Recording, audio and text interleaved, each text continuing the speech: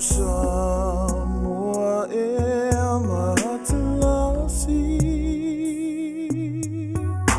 Uasi osi umbia elesambi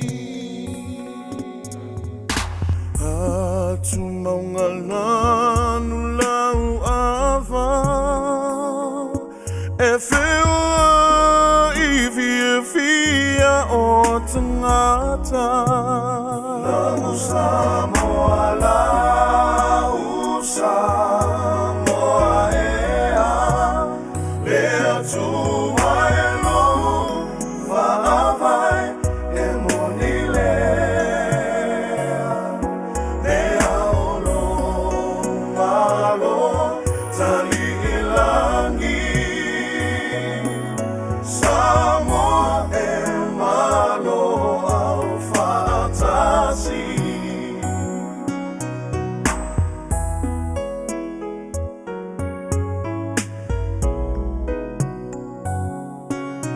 Tunata oe ile e kueta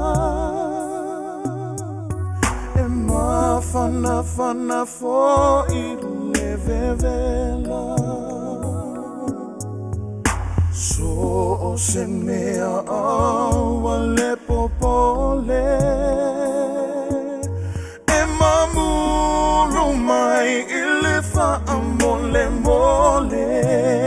Lau Samoa lau Samoa ea Lea tua e lo Vaavai e monilea Lea olo malo Tali ilangi Samoa e malo au fatasi Lau Samoa lau Samoa ea Lea tua e lo Vaavai e monilea pea olo malo Tali ilangi Samoa e o malo au fatasi Samoa e o malo au fatasi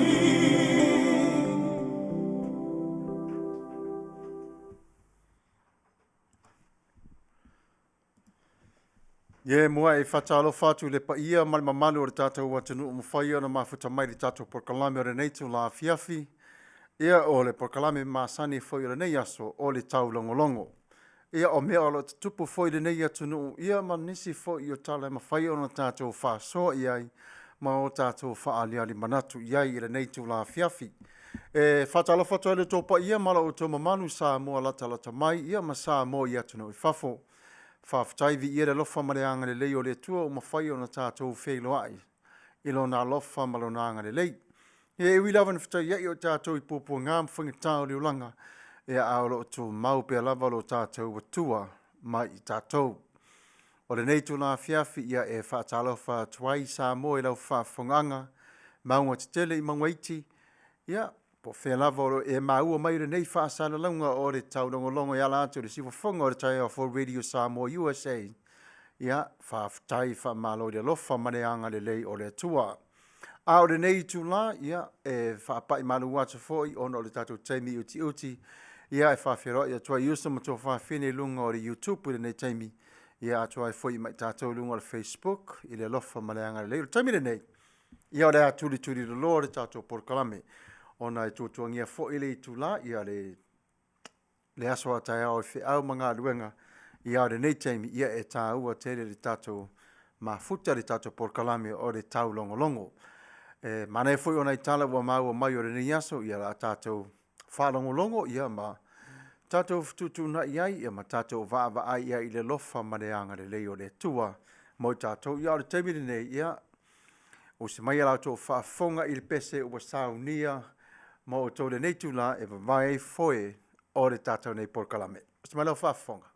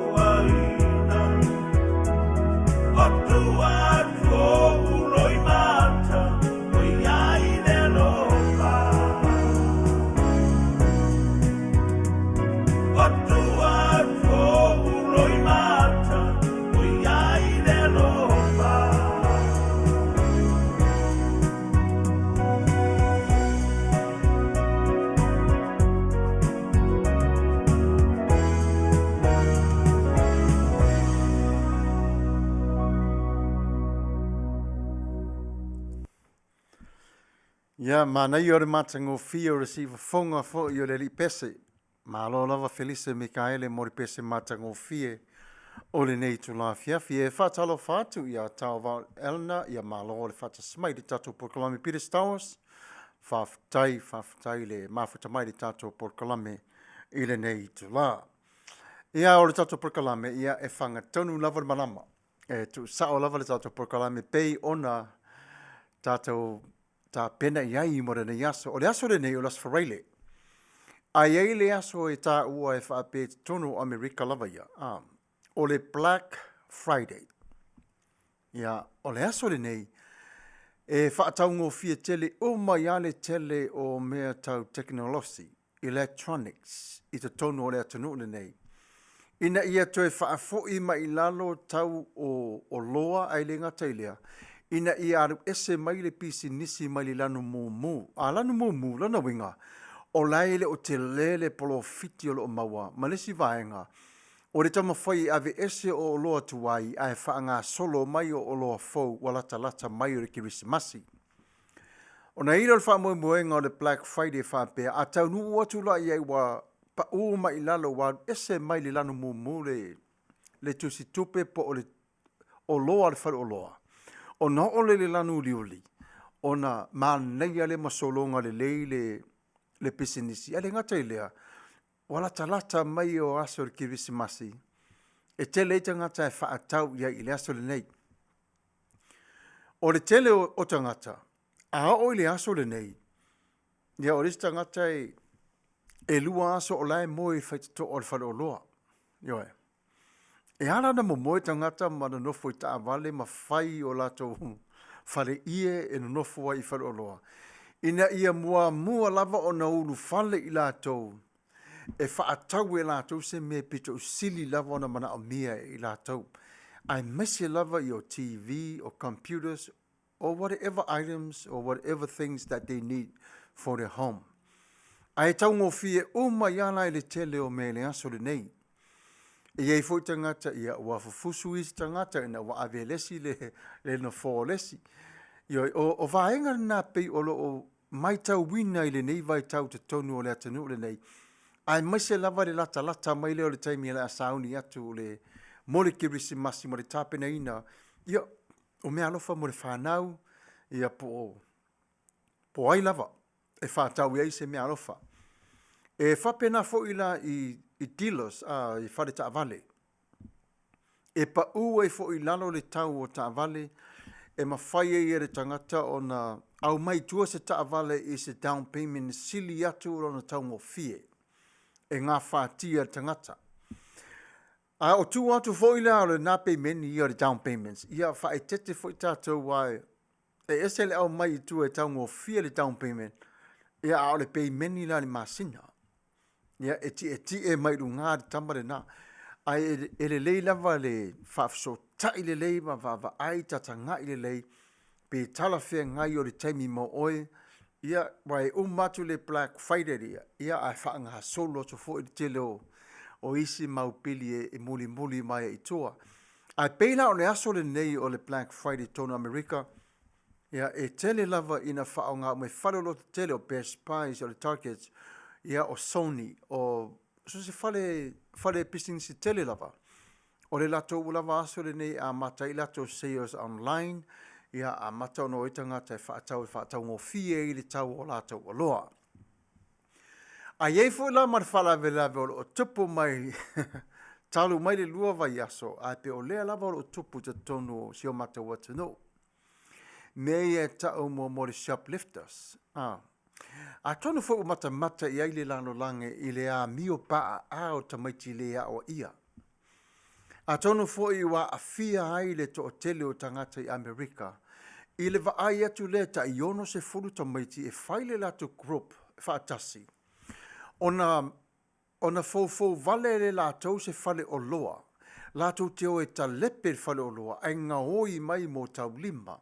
O wati, o mama, o wā lava me tonu a mai se fo o whare se e vai, ia manisi lava o me pito o sili o na taunga tā. Tonu waso talu wai e le whaia le las whaftai. ana fi se vainga fo I wha le fi taui fo I le vaai I le to tele o tamaiti ia ma le tupulanga tala vou lava a ngai atu le tau se fulu o tausanga vaile le matua a.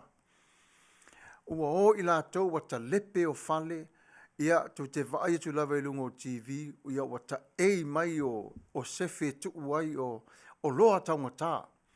Ia e whaila lato pupuni fōlinga. Ia e matua le loa atu lava o lato fōlinga I cameras. Ia wa o lava I malls po whale o lo te tele, ia wa o lava I aila lato nei le mafo fau. O lo I aila le fautuanga le tātou la au le ile afiafile nei, mo I tātou I o lo ma fia o e whaatau I le mall, ia po fea lava le strip mall o lo e fia tau le te whaatau. E mataala. Ia, nasa tō vaai fo I si ainga sa sāwa vale atu te tonu, ia ele uiloa le ainga, ia o lo o ta lepe ta maiti nei le fale, ia nasa o tō vaai ia na sau lava le solo ta maiti fafa, ma soli mai lava le neiti nā malana whanau. O le vainga na pitu sili lava o na whawhainga tā tele I le vaai, ona o le mio le taupulea. Ai o mea unga lava ni antu tupu whapenei, ona o le nofo lava o la toma fai excuse. Easy way out is an easy way to get in, easy way to get things. So far, ngal to se fulu lava tangata wa mawhai o na sai tia leo. Ia awa toi ta tala fuoi, ona I eile mafuanga. Ona e le mawhai fo e la tau ona tala noa e moli mau mo re to o tele o tangata sa o la tau ona whatasia. I lea mata upu. Aia manatua, o lungo le social media, o lea e whao ngai I la tau peye, it build the crops from that point on. E a matai o na whai o le la tau tonu, ia e le o whao ngai na fo I o la tau ingoa, o ata fo I o te tonu e se, ia o na taupule leo le fale wa la tau mata iai, e iai mea o lo iai mama o wati, ia o mea taunguta, ia na o leo I la tau talepe. Ia, o lesi ingoa le sa e talepe le falo le JC Penny, ia, wa fiula ta mai sasa le tio ata fa le sa mala. E le mo faina tai. Ia, e mo I lava nalu se taimi o tau sasa. Aina matala mai lava. Ia, le sa va aiere to otele, le mamalo le atano I tono Amerika, ia e tolu tupu I nei California, lua I lunga I New Jersey, ia e tasi le sa tupu I Chicago. Peo se vainga nai whanua noa, e le mānei a voi tate alofa foi nei tangata whai pisinisi, o lo o tau ma whai I lātou, aere ngata foi leo, o nei tangata foi ia e whaatau. Tau ma whai whaatau ia ofu a onga ta maiti o Nike, so se e vai, se tu lou lava, ia o ofu ma whana, ia o wa tele lava ina o mai tangata nei, ia o ta lapi uma whale, ia ma lau umai I lātou. Aere whapea la ua umai la, o le warning lava ia ma le lapta inga o lo saupea lava, tonu lava so se ai lava, ia mataala le to telo tangata. A wale tau ma whaire tangata foile tau whafol whawhitau li whapeila o le whale le sa tupo e whavelawele le lua so taluai. Ma nei a tele le ngaluenga le ona le na whai. Surrender. O ifo la tau ia tarai ave. E sili atu na tau iai. Ai sefe melo na ia ola. Ai loka na ofisa. Ia o le nasa ai o lava I le minute o lato talepe a toa le nei whale. Ia ai wa iloe la taula ala talata atu leo. Ia saulo malato tuli fafa. Te lei o le whawhitauli le nao le tupu ne le vaitau. O se mea fau. Se mea fau le wa tupu te tono le nei atunu o le netau sanga. Ia e le whailonga ina foi po wai lava le matua le tangata wa iai o le ale la ititi ia ua aru whaatasi umai lava. O le vainga lava wha moi loto o lo mori mawina fo i ele. E le whanau laiti. Ia tau telefo tamaiti ia wa matamata ia ilunga social media. Ia wa lato vaai nei whainga whapenei. Ai o le tau ma whainga o lo iai te tonu leo na nā po FBI Amerika. Se tau sa ili. A tonu lato te ma whai o na maua mai. E to tonu o telefoni o lo whao ngai lato. O lesi mea na latou whaia, ua wha o ngā telefoni foi e wha atau mai i tilas foi e whafo. O na mai le wha atau e latou le numera e wha au lai le telefoni, ai le tu ua iai le sua whamoni o le tangata. Ai ngalo ia i latou, every IP address, when they trace that down, it goes straight to where the IP address le e sau tono le telefoni lea. Ia vai foi la le vave foi mea lava mo le tangata fai mea valea, se tu lau lava. Ia, e whiu foi la tau e disconnect la to internet, ai o pipi i mai whanolo i e fafo, e le ngalo foi ate la o la trace o malava po o fea lava e mi ngoi i ai le telefoni lea. Ia wana nei ia whalango foi si tala ia wa they were one step ahead. La vaenga lea lea, wa popoto foi lea wali i e whai. Uma ona whai o la tō whono i le telefoni tongo fia, ia wa whaaleanga telefoni, ia o le poto tele linga o i e whai le mea ina ia pui pui mai ai o ia. O le vaenga la na pe ua sili lava lea, le whainga tā ia i o le taimini nei a maise lava, wala ta lata mai lea so fia o le li whaola. Ia, na o sina fautuanga foi lava ia tarusia awa ne o a whainengta mai ti Samuelu ne mea. Wa i lea o ngā. I le sili lava si tā la lava. E tu ila tanga ta te fia iai. Ia, o pe o se tala le nā lea pe o wavevesi e foi Amerika le taimile nei. Ia ai ngu lava. Ngu lava. E leo mai loa i la tau le nei le lato mele fai. E oti ai le economy a Amerika. I le mea lea. Le mea lea wha mamafa te le latunu le nei. Le mea lea o le kalepe fale. Wha asala fo i e latunu le tangata i whai o a mio nā. Manatua. Tātou i e mai Samoa. E ile mafu angalei ona tātou wola ma i latunu le nei. Ma whawhetai ora lātou ngā luenga mō tātou tangata i Samoa, New Zealand, Australia, po whea lava. A tātou vai le loto a tō o le whatu le tonu le nei. E moni lavo Amerika e ile taimi fo ile peye e whaale anu mana me whai isi taimi. Au le tonu lava e sili le lofa. Po le alava le loi Amerika e whainga tā i whea e le eisa na pisi nisi le se wheau. E manao lava Amerika ia iaise whi soa soani a Amerika i lea tunu ma lea tunu. Ai tele lava tunu lātou te le taliaina ona e whaapea mai ona o le atunu e avatu ia e toi manao nisi mea toi foi mai pe o mai toi pūlea nisi vaenga. To me, I don't see it that way. E vaile ia le tasi le vai aso, 0.2%, e la i titi le pasele le vai ai.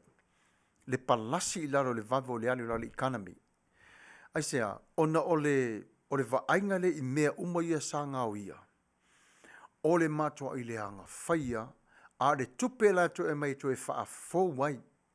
O le tutongi ina o insurance, o loa iwa ngau ia. O le to e wha le leia. O le policies o se fale lava, o le alu foi la le taxi lunga, a lea fai pisinisi, aisea, le foi la toi vala au le grant, e ve sos hoane mai, po fea fo se vai ngā tupe le malo, ina ia tama fai e toi pia apel la to pisinisi, ma lesi vai ngā. O le lato o loa le sa whaatau mai atunu i fafo, pena to tongi mai fafo le nei o loa, a o lea ele i alu le tupe, ele i alu o loa e mawai le lato se leni, e toi te tongi ai o loa i e whaonga ina e whai pisinisi. Mela nai se asa mawhau i ei tamai titi fo i le o la le au au ina, Amerika le tala noa tuai. A e mana o lavala i e tamai titi se mea fo i le ngaoi, ia ai oki whasola atoa i le afo, le kana mia se tātou atanu. Ia pe o nisi nā o tala fui o lo tupu le nei atanu mo le nei teimi a mata ele tātou Port Kalame. Ia nei whaapea le tātou atanu, ma tau whaafonga sone.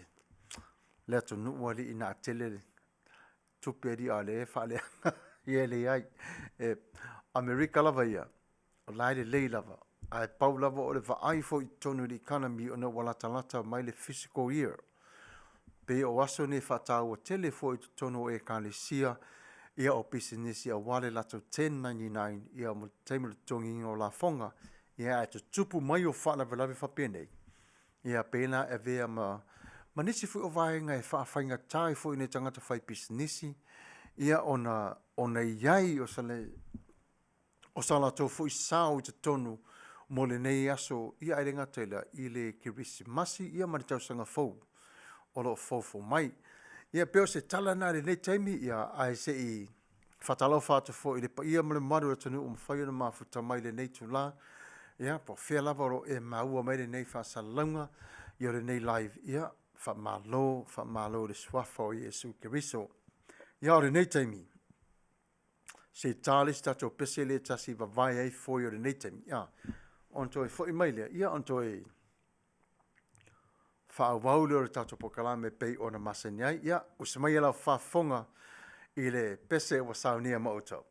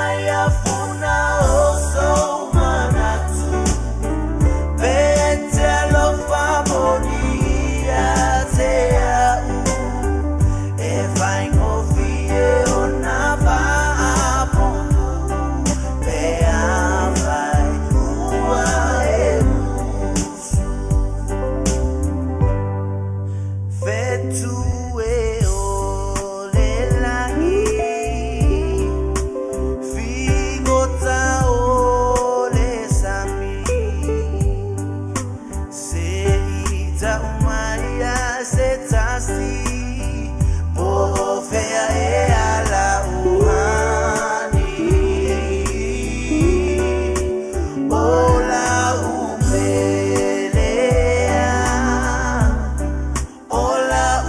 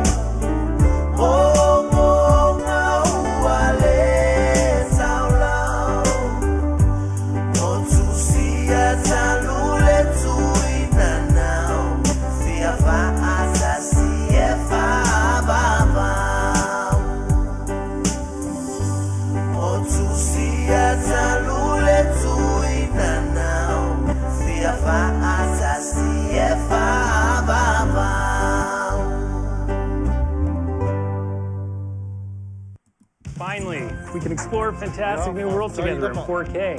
Mana ia re pese sa o tātou na whanangolongo i re nei tōna whiawhi. Ia e whawhelo atu fo i re seo tua whine. Malo tēnea mauli. Malo sister le mafuta mai tātou porkalame. Ia vai o re tai sama talo whai atu moi ale malo lava. Whawhitai le mafuta mai. Ia e mana ia upo pese. Ia tu tolu tongi whawhitai le tasimari tātou porkalame. Ia sa whatalapana. Ia malo lava whawhitai lava le mafuta mai i Wellington au New Zealand. Ia o re temile nei, ia o si i whaawau tātou porkalame, ia vai le umi foi se tātou i taimira nei to la whiawhi. Ia o nisi o le talaanga ia manatua o ana nafi le aso whawhitai, ia whaamanatuina foi i Amerika. Ia se aso pito sidi foi leo ana tāua le nei atu no. Ia le ngata i le tangata o malava o i lātou lava i lātou te sapai o le nei aso e whawhitai ia i le li i mele le umalava ma mea wa whai e le li i lo lātou sui fua mne ola. Wa ulava ia o lo wanganga whawhitai i le tua o oe pa anga le si whongo le tai a fau. Fitu aso o le vai aso o tātou ngāru lue whātasi pia lava. E hei pōpua ngām whangitai whawhitai iai mai tātou le nei ola. A lau whawhitai i le tua o lau tau te talo, ma lau tau puwha malosi, ma lau tau sui lango. Wa mawhai e mātou o na langoina le upo le tua, ia mawhai e mātou o na ngāru lue e wha o atu o le upo le tua i lo maota po lo lawa, ia mawhai o sa tātou whātasinga i ala i le ngangapa ia. O le whawhitai le lofa mareanga le leo le tua mo o tau umalava, ia o tau maua le malosi le tino, le soifua maloloina, ia le ola ma le malosi mai a te ia e ala ilo nā lofa anga le lei. O le lofa mareanga le lei o le tua i le mawhai e se tasu o i tātou o na whātu saina. Ai tātou te ai pe i le tua ilo nā lofa. E muti vale, ia e fuwai, ia na te le tau fia fo i o ni me se, wa se ia i tātou le whanau.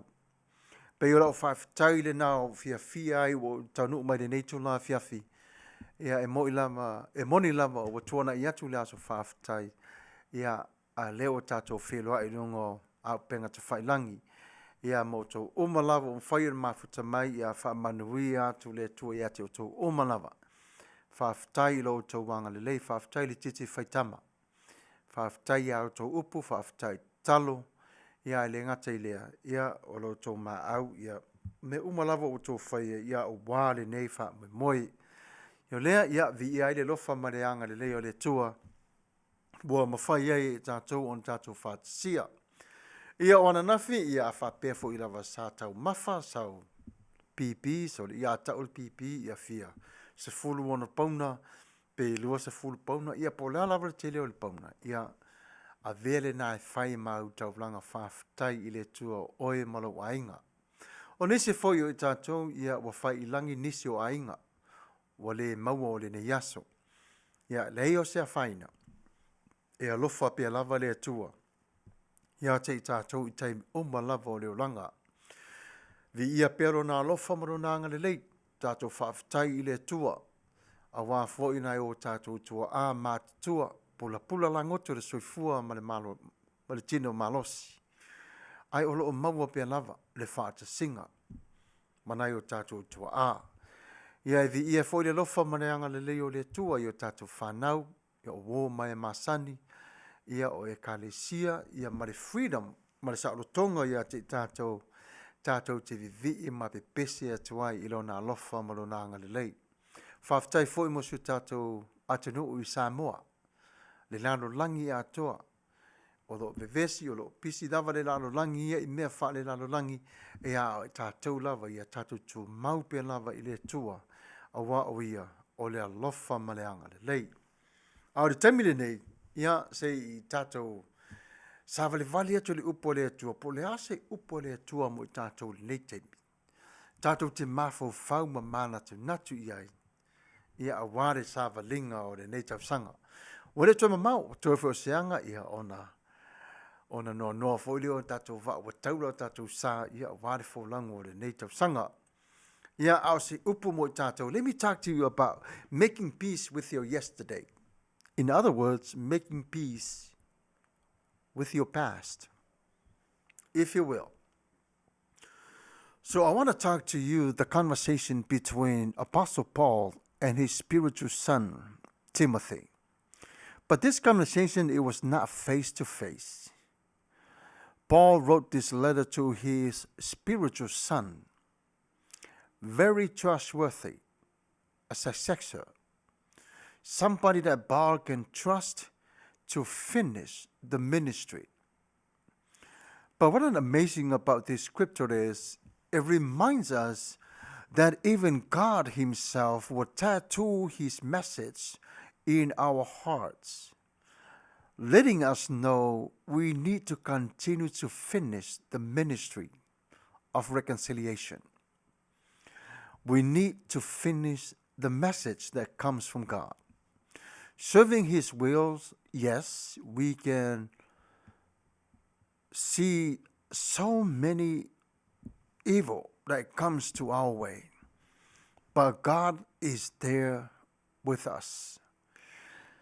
It doesn't matter to God what we're going through, but to us, we shouldn't be thinking about it in the way that we can take this on our own.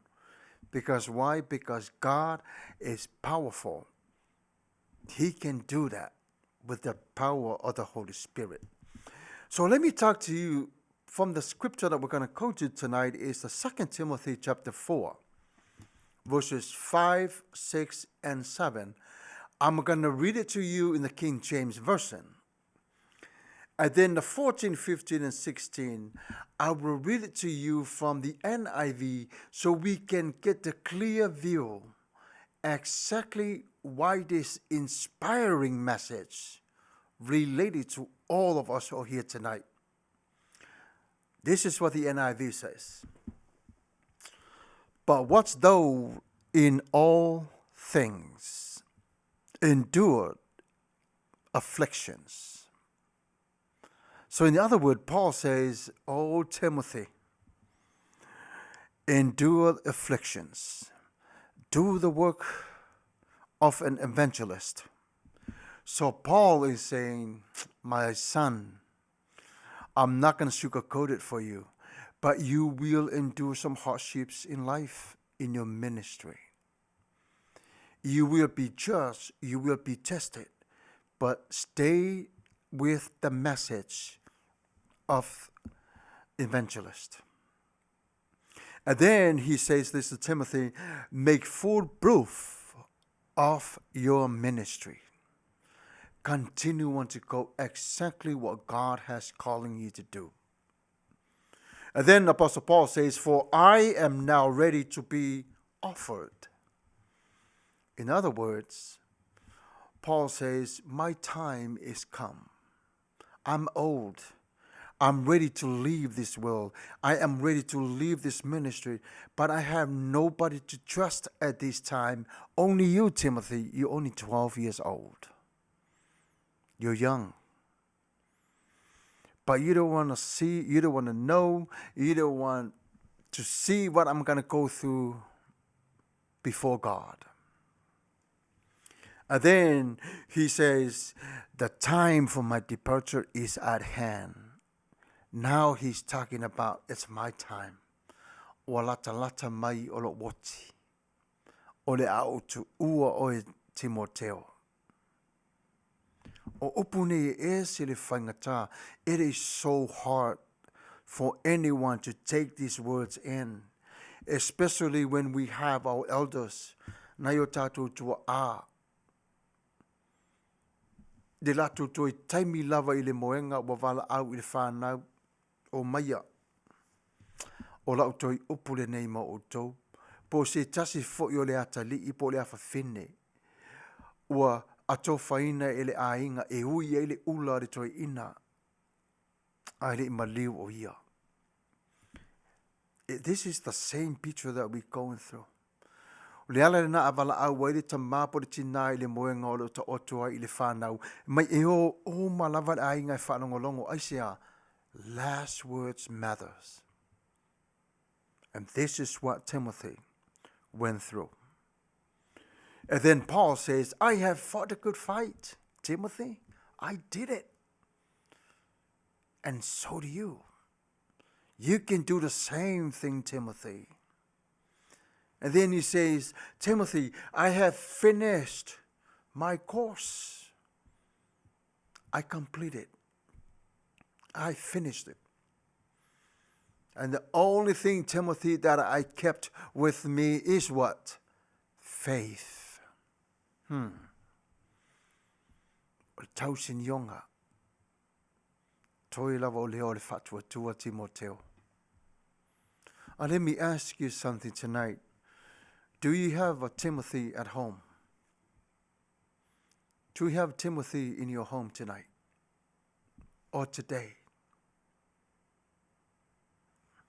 It's very inspiring. And then he continues on in the verse 8, says, henceforth there is laid up for me a crown of righteousness. Oh my goodness. That is the reward that we are waiting for. But this is what Apostle Paul encouraged Timoteo. So le mana tua le langi o lo o iai le taubi o ngā wenga Timoteo. And then he says, which is the Lord is the right church. He will give me on that day. Mai le tala paulo le fatua tua. E au mai le tua e a tia o le nei pale li. Ai le na oa. Mai Timoteo o aisi. O i lātou oma. O lo o whaatalitali i le toia fio mai o le li. What does that mean? For those who believe in him and have faith in him. Mai le mana ia. And then let me read it to you, the NIV, so we can have a clear picture of what Timothy and Paul talking about in the King James. NIV says this, Alexander, the metal worker, you see, the King James says, Alexander is the copper worker. But here it says, metal worker. And listen to what it says, did me a great deal of harm. The Lord will repay him for what he has done. You too should be on your guard against him because he strongly opposed our message.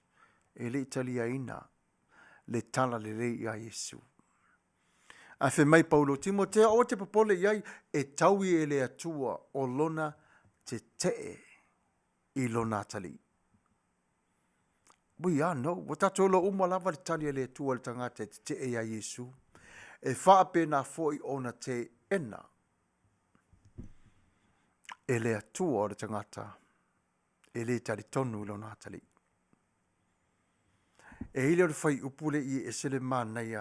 But the Lord stood at my side and gave me strength so that me, the message might be fully proclaimed and all the Gentiles may hear it.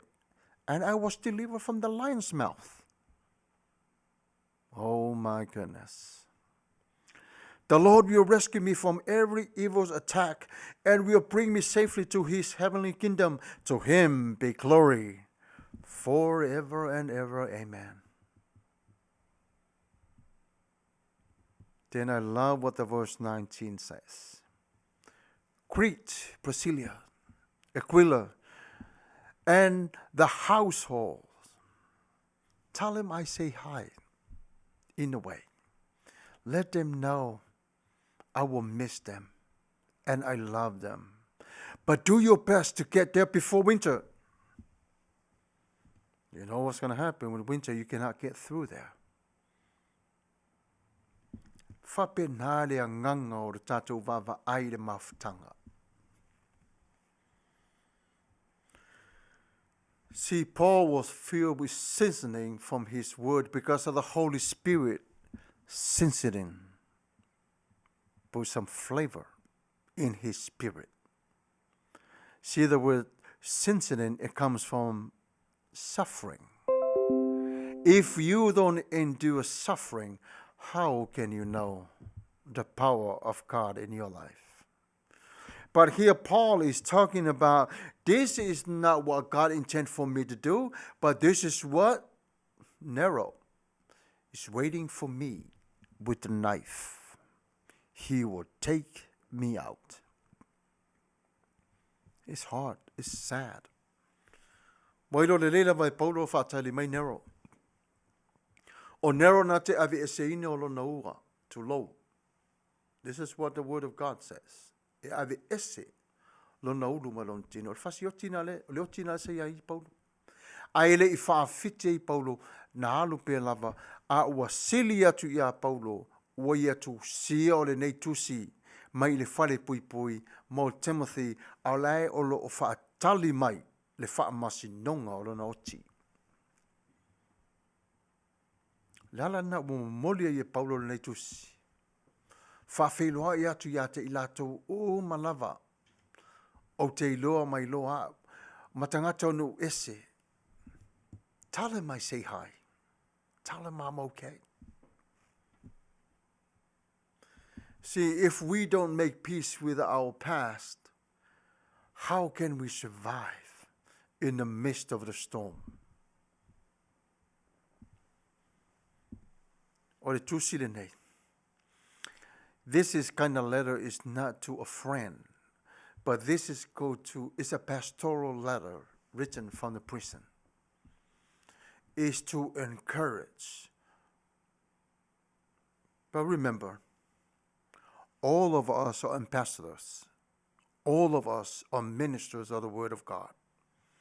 It's not only me, even you, John Voa, Soli, all of you. You guys can be the ambassador. See, once you become Christian, you automatically become the interpreter of the Word of God. Now, instead of talking about how the world was, now you are not going against the world, but now you're loving the world to save them, to come to make peace with Christ. I made peace with my past. I did. If I didn't make peace with my past, I guarantee I won't be sitting here today. I'll be still outside wandering, nightclubs, doing all the bad things. But I thank God that He changed some desires inside of me. He sensed it in my heart. He put some nice, good greetings in there to taste. You know, the psalm says, "Oh Lord, your word is what? Is sweet, tasty." See, when God puts something in your hearts and you fully committed to His power, oh, He'll change you just like that. And then you're going to have to start walking through the new life. But I remind you tonight, even though when you come to every single roadblocks, don't give up. Just smile and say, okay, you know what? God is fighting my battle. I'm only walking on a victorious path. Because God promised, I am with me. I am with you. And then we look back at what Paul was saying. Oh my goodness, I have nobody stand right next to me. Not even a lawyer. No one else. Not even a Roman soldier. No one can come and defend me in my court. Only God stood by my side. Paul already know. God was there, and God was the witness when Nero killed Paul. But it's all in a plan. Is it amazing? It's hard at times to process. But when we start digging into the Word of God, what is the Bible saying about my life?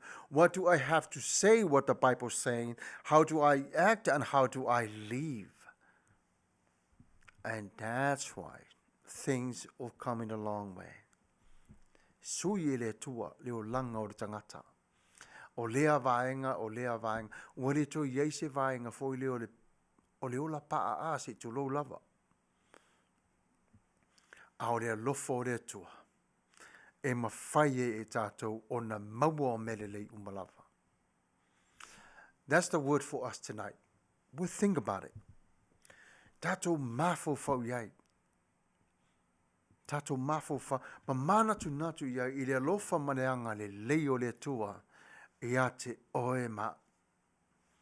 Uala talata mai le aso ua whao ngā ina e ka leno le larolangi. E wha manatu ai le aso whanau o Yesu. O le a sau mea alofa. Mo oi lava ia. Whamaitus pa ia. Alofa oi ia te oi. Love yourself first. Take care of yourself first.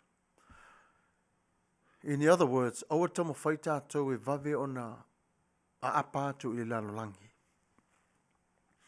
Tune yourself in with God. Listen to what he's saying. That's why Apostle Paul took 3 years out of the ministry, so he can go and learn more from God. So he can see exactly what the ministry goes, what is God's will in his life. And that's why we love reading the Word of God. Esele Manuia. O le whaita wino lana upu. E te mauai le malosi. E mauai mawhau whangafou. E te tausā ili e fo i a te ia. Molona whina ngalo.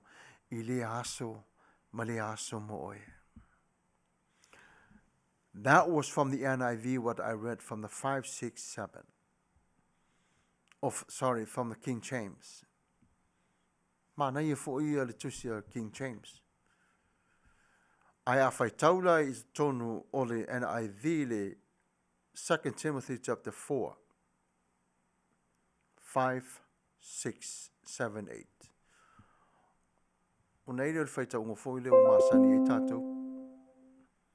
My Paulo. For I am already be born out like a drink offering. Now the time for my departure is near. I have fought the good fight. I have finished the race. I have kept the faith. Now there's in store for me the crown of righteousness, which is the Lord, the righteous judge, will award not unto me, not only to me, but also to all who have longed for his appearing. Pelupu na mo tātou le ne teimi. Talo whai. So to whine ia vai. Ia. O le tātou pokalame. Ia. Na o wau lava le i le ofisa whasau lau. O te busu lava e tā se pese fo i le request. Nei te wa se sere ki e o omi. Ia ona black. Au reile o la pokalame mo tātou rea. Ia nei a whiawhia. Pa a saus taimi ia. Nga ko lengi lole se a mata ona lepa. So far I'm getting there. A te musu te ua. Te wasa sere kia o mi. Ia na wa ole i tata ofisa whasa laure. Nei teimi. Ia whamalia tuai whamali mole lava. Ia. Ai peo le tato. O le upu na e whanau longa ma. Ta e tato le nei tu aso. Tato mafo whau ia i mele tupuro tato walanga. Ia o a fo i nisi o. O mea fo i mole mana i le lofa maleanga le leo le tua. A le taimile nei, o le ase iwa vai tato live le taimile nei se pese. Toi fo i me fo i lea. Ona tato tala noa lea. I le whanlave te le lava le tupu mai Europa. A fia i ma Afrika. Ia, wa lata mai fo i nau o mai le nei atinu. Ia, a tonu fo i wa e iloa. Le a fo i o le mea wa tupu. I le lalo langi le nei taimi. Usi mai alau whaafonga. I le pese o saunia mautou.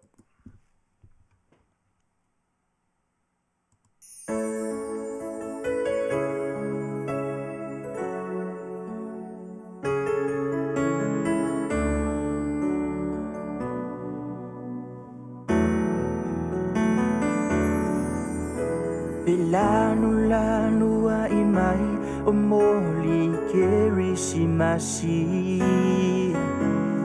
a o mea alofa o fau ma ano a i se va ainga fia ile la lo langi le afia mai o le mesia o fa tali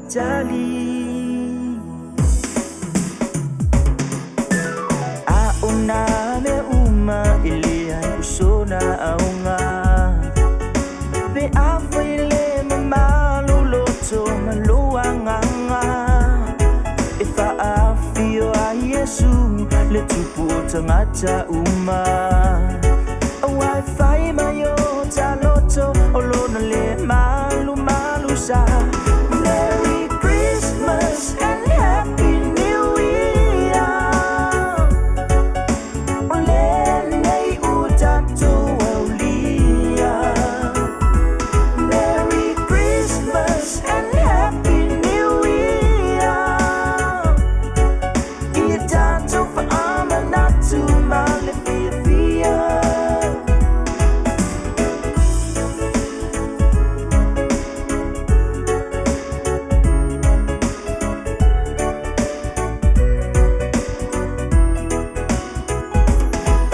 Ya vele ni kerisi masi etoy fa atisia umai O mafutanga o ainga le fili na le petiai O matu o mafana o ainga fa avavau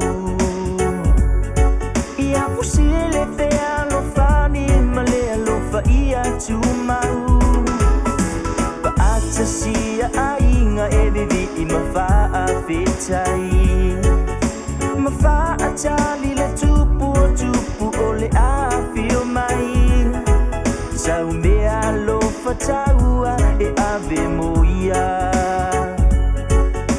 Le pepe le kerisi masi le tamalena valo ia Merry Christmas and Happy New Year Ole nei utato aulia Merry Christmas and Happy New Year Ia tanto fa amanatu male fia Ispo kumayo kang ako wawaho Bese nga mai langi malewa lang makau mamu Hallelujah bese o sanga le wa fanga mai la kama le pupo afio mai o ya foi ore kumanga Fanga mai le fale o mangu sia la fanga wa afa manga kumo o e ma we lo ka wai lo ka fola fa mangi lo loko e afio ai ore faola Yesu le pupo o ya foi ore kumiola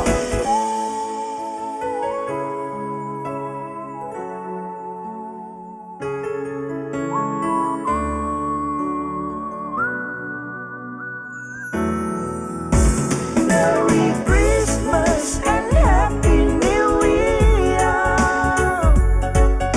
Ole nei utato aulia Merry Christmas and Happy New Year Ia tanto fa amanatu male fia Merry Christmas and Happy New Year Ole nei utato aulia Merry Christmas and Happy New Year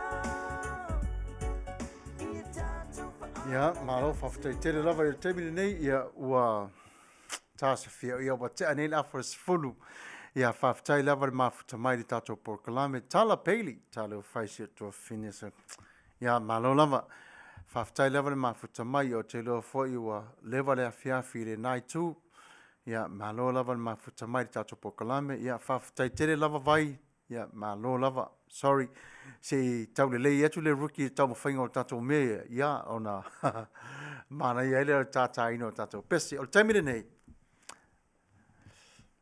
ua o mai wha mai fau ya a tonu viva petanga ta oi so le la fo ila tu e saud wha mai ele ulpo o le wha mai le Omicron o le wha mai le o lewa tupu nei te tono South Africa o le maile e sau, sorry, o le wha maile e sau mai te tono le a inga le o le SARS-CoV-2 wailoa o malawa e tātou. o lesi vaenga ma losi lava lea o le coronavirus. Lela ua sasao mai nei lai fafo. Lela ua 8 miliona tangata o Afrika wa afia ai i le whamai lea. Wa afia ai ma le tasi vai tolu o Europa. O le mafua anga o le mata opole nei, e lei lava tā pena i ai o atu nuu i o Afrika i le whamai. Se whamatala tu pere sa wale tala. Na ile fisosoani Amerika sa whai le tau sanga leo i eisto ina leo Donald Trump. E fisosoani ai atu nuu i fafo. E tau fofo mai fafo le whaafita uli o le whamai lea. Ala fatula o tala wa ulai o le Democrats la o parti o te lango iai. Ai ai por kalame mavaenga o sitoi ina le sa presidente o te lango mo fia fo e ana por kalame. E moni lava e ese fo na ia mi o ai pau lava e ai le au ngā fo i o le manei o ana policies fo le au ngai fafo. Lea la sa tama whai e ia Trump, ia e mo i lava sa tama whai na o, ia ai e le i tele lava se taimi, o nei ese fo le manatu o tungu i fafo. I le vaai mai le tama whai atu le perestene, malana pulenga. Le la watu lai mai le perestene le iai nei, le la o tama whai se to e tu atu sao pe tu fisosoani atu ia Afrika, e fo le wha mai lea. O le aikia lea, Paul, this is the idea na maua mai e Trump, ma Biden, ma ia Obama, ma Bush. Ma taulila taimile sa ele ipola. Na afia lo Amerika le ipola mau mai Afrika o la mena mua fai Amerika. Fai o vai la au, ai ave o i Afrika, e fo mai ai o le wha mai, matape mai ai se toro lava. Ia, luafe malilima le sa i Amerika i taimi o pupo ngā whangita, ia, nei ulawa ina Manuia. Mo ilawa na tuai o le tali, ia, awa ai tatu i Afrika, ia continental. O le matua te le lawa le ele. Le whain tama whai Trump e ave iai i o vaccine sei fo mai i fafo le whawhitau li lea. Ia, matau le fwoi tātou Afrika, ia e tele fo i o lātou manatu mo lātou tali tanunga ese. Ioi, e tele le lātou, e ese fwoi lātou va ai i le tali tongu whaale lotu, tradition, ia, you name it. E ese lava le lātou va ai. Le la wa tupu nei la whana vera velea. Le la o tam whai Amerika e ave i o tuia se i tama whai e fo ai le wha mai lea. Ai le i toi o mai a Amerika ma tu nuu ia wa iei le tau manulu. Nisi vaingo Europa lau ma whana le latu tau. Which is eonga e fisosoani fo i lea i le mawere vitamin D so latu tino. Ai mana tua tātou o le taimiro sanga lava le larolangi o whea lava i ai le manulu. E peye e alu lava i ai maritama lea, marifama i lea. Awa ai nei lai tātou i continental ato o malava manu Afrika. O le toa tele o tangata e afia. Ato le lei lava sfuma leono.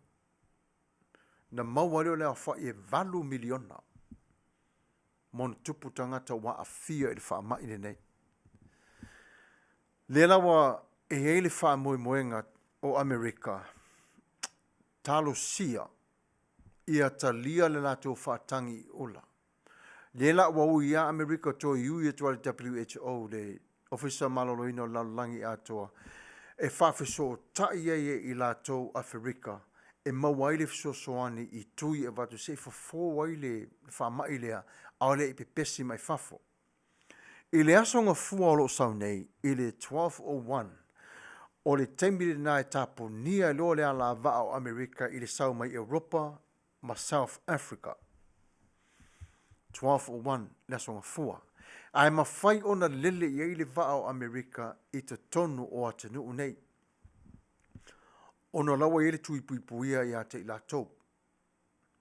Ao mai la tangata i o toi foi mai te tonu o Amerika, toi foi mai Afrika po Europa i te tonu Amerika, ona toi tausi le la tau le se fulu mai whawaso, e malo lo ai, quarantine, po mele sa ila amtanga. O le ala le nao le tama whai e o mali termine o lai efe tu ngā i lava. Wa malia lava Amerika e ave tui i whao ngā. Au le whatalitari lava po whea lava o iai Afrika i li taimile nei. Po le aso la tō wa ai i le wha mai nei. Wai ese le Delta. Ese le tama leo Omicron leo sau nei. O le matua i sawa lava. Vai le le code o le wha mai lea. O le P11529. Ai whaaru le code lalo le upu wha e leni. Au lai maua o mai ai te tonu i le sau o le wha mai lea. O le ala nao le tama whai ai ia Amerika ia talia mai Afrika le tui le nei. Ina ia whai lea ma vai for four. Ina ia awane i pepesi mai ai le wha mai le sau e nei. Wa atatu vai e le wha mai. E mau lava wha mai le mai tātou. E mau lava. E le mwhainto e aluese. Le mwhai wasilinga. Wa umi tele no tāta alfa le siama le tono laulangi le nei. Ia polonga mai a tātou mai le amatanga 1918, 1930, 1984. Ia le wa mai 2005. Ia le wa o mai tātou le 2019. Ia o le sasala tātou le tamafou lea. Ai o le whautuanga lava ia le tātou lao. I lea wa ia lau puata mawhainga. E moni. E iei nisi o i tātou i le soifua maloloina. I le o au ngā i ai le tui i le taimile nei. I lalo o vava ai ngā fōmai. Ai alu aso sau aso o laua i le study fori to tono tui. E fesosoania i tangata le olo o maua le blood clots. Ina ia mawhai e i lātou o na pui puia mai i lātou. I le wha mai le nei. Au tātou i e malolosi, ia e au ngā o na pui i tātou lava ia. Whai le tātou tui, awane ia a whia aina i o tātou tangata o lo ma mai o tātou ainga. Awane a vea ma mea whati ngā i o tātou loto ma fōwhau. Ai tātou mata ma wa aina i o tātou tangata. O lo o mawai mai sili atu le whaingata o ntong fitia. Pea a whaina i le wha mai le nei. Pea ona o tā ua te le lua vai aso talo ai, I think it was last week, ia na mai ese ua finelon wha mai. Whaftai le tua ua maua le malosi. Na maua le malosi te ula vane fori sa vai. Ia e thiu al sa vai sa wate. Ia e whaftai le tua. La o whaftai nei a tō pata talo pena o whai atu le teimi o sola. Ana lese no o tō. Ia masi o matu ainga. Ia ta ilo pe ola le nei teine. Au la o tō te talo. Ua tali ai le tua toi fōwa i ai le malosi. Ua manuia ai se ua fine. Ia peina o le tūlanga le nā o mo leoro i ai ia Amerika le taimi le nei. Ia ola e le o fefe Amerika i le wha mai. O lai e manao Amerika ina ia fo wha fi tauli mai fafo. Ai le i o mai i to tonu. O le atunu. Ia pela wa le tonga fiti le sa whaile i pola. Mua lava fo mai fafo. Ia no mai fo le tonu. Ia lo i tū sia mani. Ia I love my German family. Family mo si e whaitou tui. Olo e whaitou tui wa lava. Wa lava le nā. Ma lo tato maso ia. Ai whai tato tui. Ia wato telefo i sia mani e le tali tonu la tu e au ngāre tui a te i la tau. Ia are tui e au ngāi tangata umalava. Wa uma o tui e lua, umala pusta. Ia whapena foliti nao tamaiti. Ia mase ua whenela i titi ua umana tui e lua. O le puipuinga lava. Ona o le o nai o in-laws. Ia e le ato o toa le malosi o tō tonga. O le ala na e sa whaatali ai. Se i whai pe research a tui e tamaiti. And approve mai lofe mai o mawhai o talia wa o ngai tui e tamaiti. Ia whaasole se whaatali le tausanga. Ia na approve mai loa. ia toi tala noa fo i lana fo mai. Ia toi tala noa tele, ia, le la ua whailana tui, ia, whaftai le i wa pui pui ai o long tino, ia, wa pui pui o toi fo si tasi o tangata e. Come contact with her, ia, at least she's full vaccinated. Ia pela o le vaenga le na o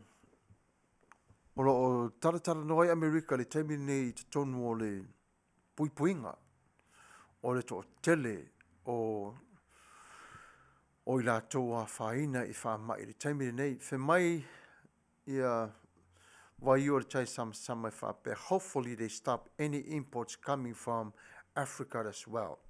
It's better prevention than cure. Whaftai isu i lon toto, ia, oro sau ti ai tātou malava. Very true. Ia, sa o le le ia, wangalo ia tia, sa, la ta ofile imports. Sau mai Afrika, ma le sau mai Europa, i taimi le nei.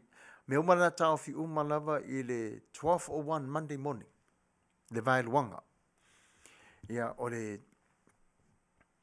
whapero tangata, pe me whatali Amerika se i o le asonga fuon tapunia le a. Ai me le tapunia ro le taimi le po isi atunu ua. Ia, tato whaitatala la i eni mafuanga. It's all about the economy. It's all about the economy. We're giving the chance to the other countries to prepare for the shutdown, right? You know, we're not going to do what ele fai tato po mele sa fai Italia. Mataulia Italia ile masina tasi marolo. Oh my lava ngaluenga ile masi tasi ngalue pisinisi. Automatic shutdown. Na oti ele tela economy la langi. Ai masela company lea. Le au fatu i autou, ole paian. Le se vaenga le nā. E whai e la tō le pianen. E whai e la tō me i o veiso whare maliu, o niches, o me teu wai mo whare maliu. Automatic shutdown le vaenga le nā. Na mato ai yoti whasolo atoi Amerika ma le atu Europa. Wa inaro o sa wale sa palai o le tele o vaenga nei. O le ala na le tu ai Amerika se o i le aso ngā fua. 12:01. E fua fole le economy o atunu i e fafo. E la le winga whapea. A aso ngā fua Amerika ua aso ngā lua atunu i fafo. Ai a whapela tapuni Amerika i le aso sa Amerika. O le winga e whainga tala o na maua le chance o le economy e toi te tala atunu i fafo. O le ala le nā le ina tuu e whape le sutasi, 12:01. Ina ia whitau i ma le economy, ia ma le tāpenanga o atunu. O loo whai bisi nisi e le atunu. Malango e le atunu. Ia ma le toi fotuai, tau mawhaitanga toi adjust e ila tō taimi, e mai se lava atunu ia wa tuu i le taimi. Ia e whatapula ai le whio inga mai le toi fo i mai tonu i nei, ia ma le fo i atu i tonu i ate i lātou, ia le ngate le nā le export Amerika le ale fafo. Ia pēra o vaenga nā linga tu uwha pēnā i le teimi, ia te uwha pēra ia e tangata soli. Nā ua mai shutdown o ia le ai, ia. E ma whai lewa na shutdown te tonu i Amerika, ia Amerika, i te tonu lava ia. Ai shutdown lai lala fore o vaenga mai le fetuale, o no o mai le tonu o le vaenga o le stete, ia o le a ai, ia mari tu malo. Ia vaenga nai wha. Ia wa a shutdown mai le Palestine Amerika a atoa. Whawhing tā ia, e whainga tā tele le vaenga le nā. Pero tā ua last week, e ma whai lava o na shutdown o e fetuale, le Palestine, le federal. Lana i ale nā ia i puti, Au te tonu le stete, e ma whai ona ele ai ata tau ari kovana, e tā puni ai ngā duenga stete, pe aoso whai mai. O na o mai le te tonu lau i tu malo, o na iei la leo le mea le whai pole, o ia na ngā wha mai le tonu o le counties, o ia la na e whaia whai ungo vaenga na, ai. Ai a sau mai lunga siat isa ia tato wa ili mele tupu. Ia, e whiwa Palestine e whema e tāpuni si mea, o lai matala lava i si mea. Ia, e te tau o nā anu whatulanga.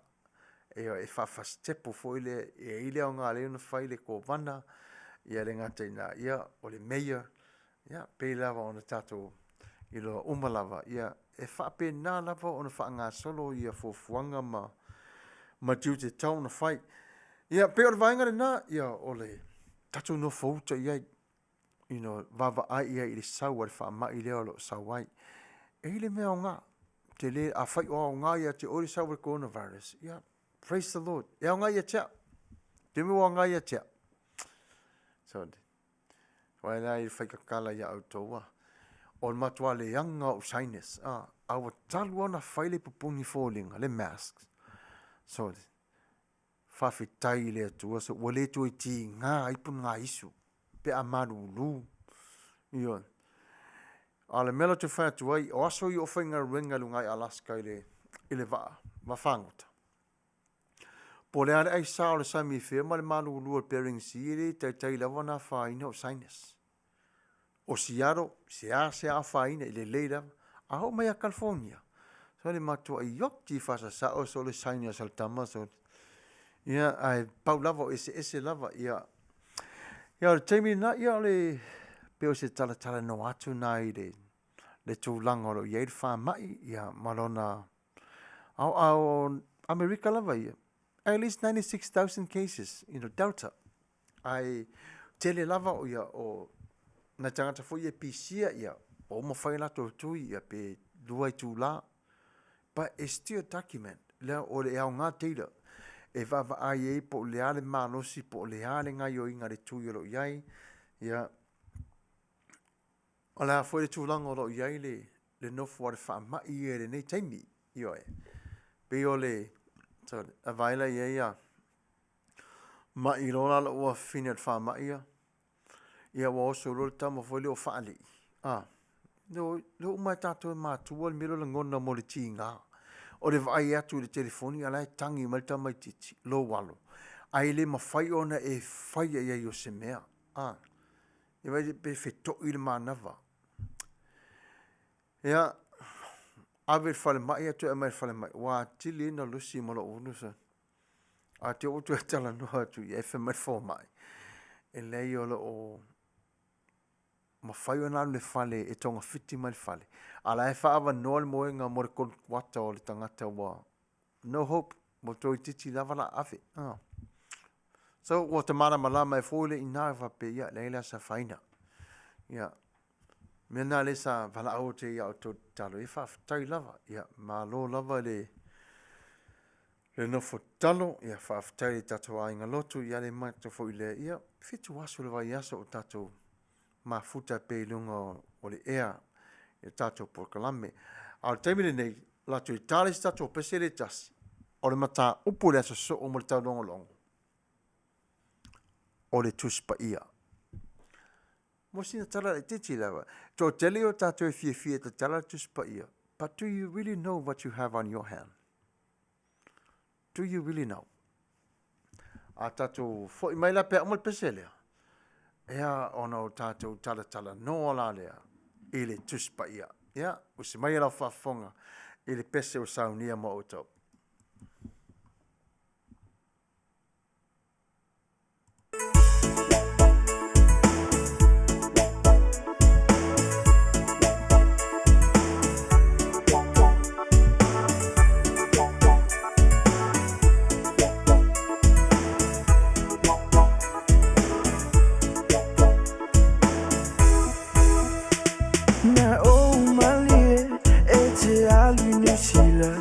Se Manuia, ole ta inga le ai masiringa.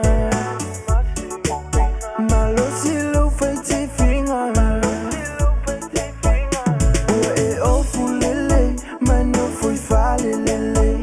O nangalo aile, le fale o le nei o e una o masei. Tele o mai le.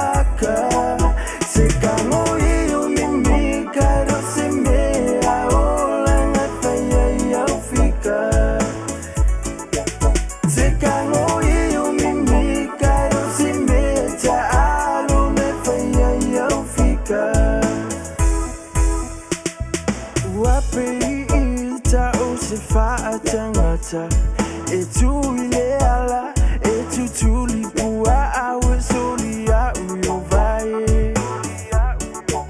le wase ume solo vai va ayo mata pepelo ua mawele so alusi felo o te leo la inima famole mole wa ole kangaka se kango iyo mimi karo se me ola na faya ya ufika se kango iyo mimi karo se me ta aro na faya ya ufika ia eta alo le polo aele ole ta alo suma yola tangata.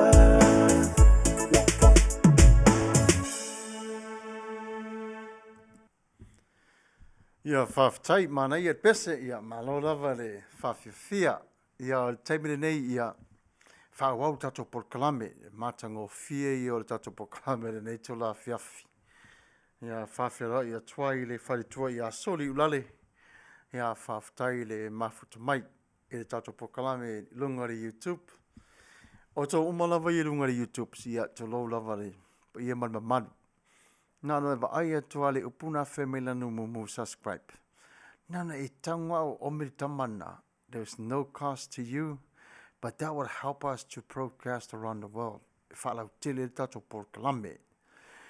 Ia whawhtai fwere mafuta mai so tua whini au le whare le sāniko, talo whai. Ia malo whawhtai lava lau sunga. Lau whasoa mo le nei asu ka plus. Ia whawhtai tele lava. Mamoli atero whaanga si lo matua. Ia manai ta maiti ia whawhtai lewa whatasi mai. O le whisili mo tātou le nei aso. What is the Bible? A whasa mo whemai. O le are tuspa ia. O le tō tele i o tātou. O le fia ia i tuspa ia Ai matua le iloa lava e tātou, le tusi le e tātou. Tu ua lolo lotu le si fia le sa. Whamailo lo matua e whaiwhea. Ia, ta maolinga luenga. Ia o leo wawa uli. Aho lo nā nei lea fiafi po le ono. Iona e tala au atu le lo matu whale whaisau malua fiafi. Ma whaiese upu mo le ainga. Whamaire tala ar whaiwhea. Ia wale lei. Whaiere nā tonu ia tato whelua i leono na fiafi. Tā leono tu i mawhai te o ta tala te lo matua whamai tala lo matua. O ia su mai tala mai au lau sunga. No whalor whai au lau lau. Whai ala tu tala le fiafi wa o manei le whaili le marua fiafi. Malo matala lo matua. Ia, whamale mole lava sina upu mole ainga. Malo matala le whai ia wale lei.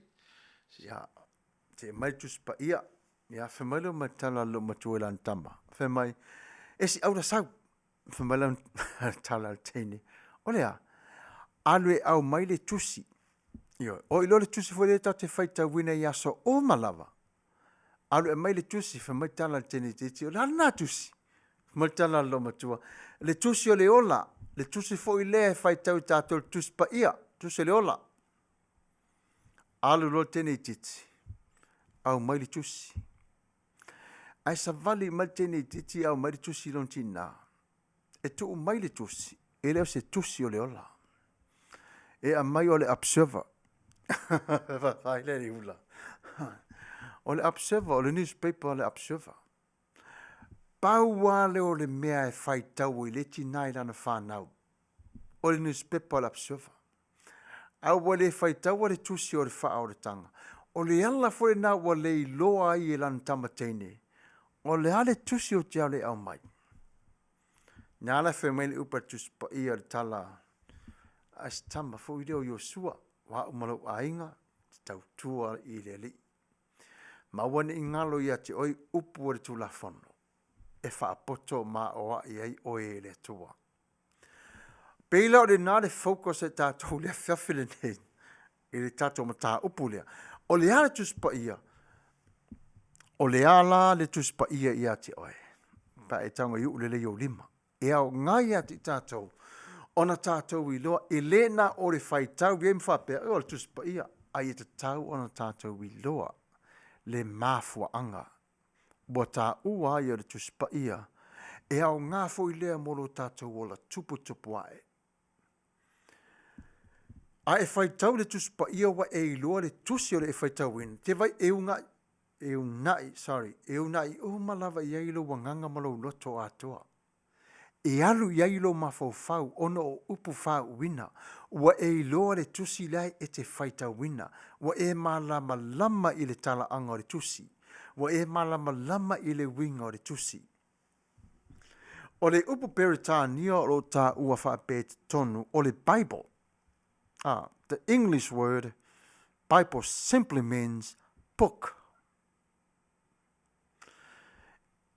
It is derived from the Latin word biblia. Ele upu na whaalatina. Ai atu mai le to tono le upu folio le Greeks. E ta ua le whaape biblion. Le alunga la leo le whaita wina, le ta wina o le tusi. Ai awa atu I a tātou I Samoa, o le uperitani o le tusi pai o na winga o le tusi, right? E saumari upu la lea la tina o le pipla. O le upu la le nei, o le tusi, o vaenga o malawa nei ua tuu iei te tonu le au kerisiano o le winga, pei o le tusi ua whaingoina o le tusi tā ai.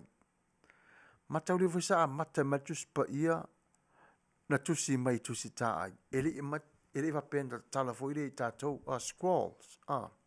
Na mata mai ai. O le upu la lea, e eilo na winga lo loto lava te tonu o le ola whaakerisiano. Le ola whaakerisiano. O ne ile mafuanga wa whaonga inai e le atua le tusi le nei, e momoli ai o lana whi au tāua lava I le soi fua o le tangata, e whaatua tua, matali tonu, maolai.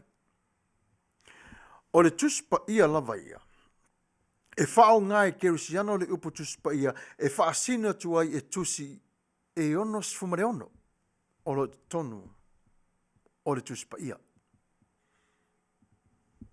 O le tusi pa ia lava ia tu whata singa lava o tusi pa ia. A mawhau whaula ia.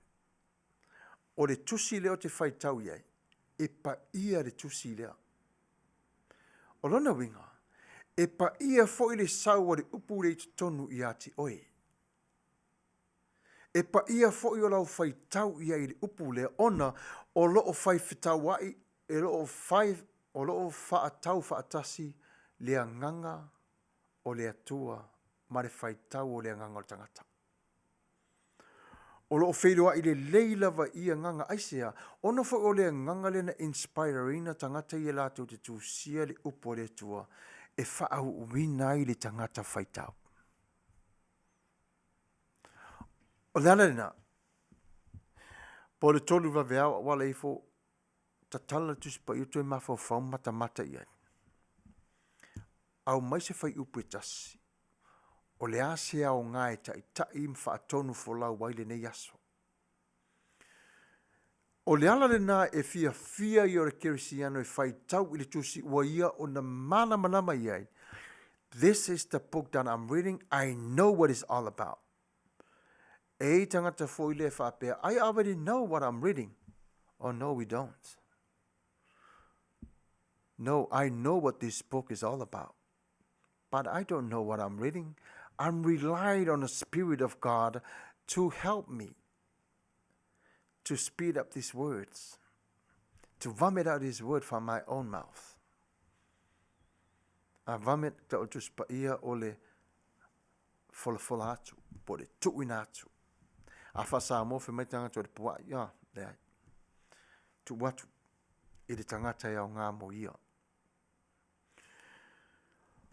E maua ina le tangata o le ola futa ina mai I le atua. E alan tatu tala no I ai I le mata upo nei, I le tusile nei.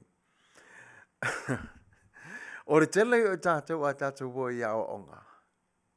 A sau le tusi foi lea o le tala ia sina pati le seila ia po siaki le malfasipovi e lafo le tala ia siaki.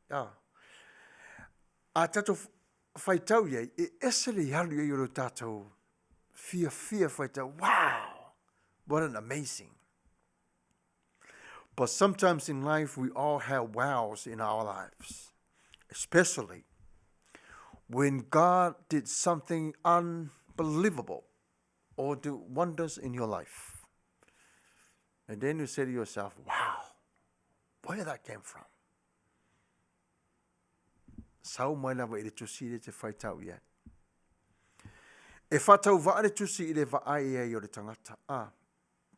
Ai loe le tangata le tusi le na te uina ma le tala anga ma le mafua anga le tusi lea.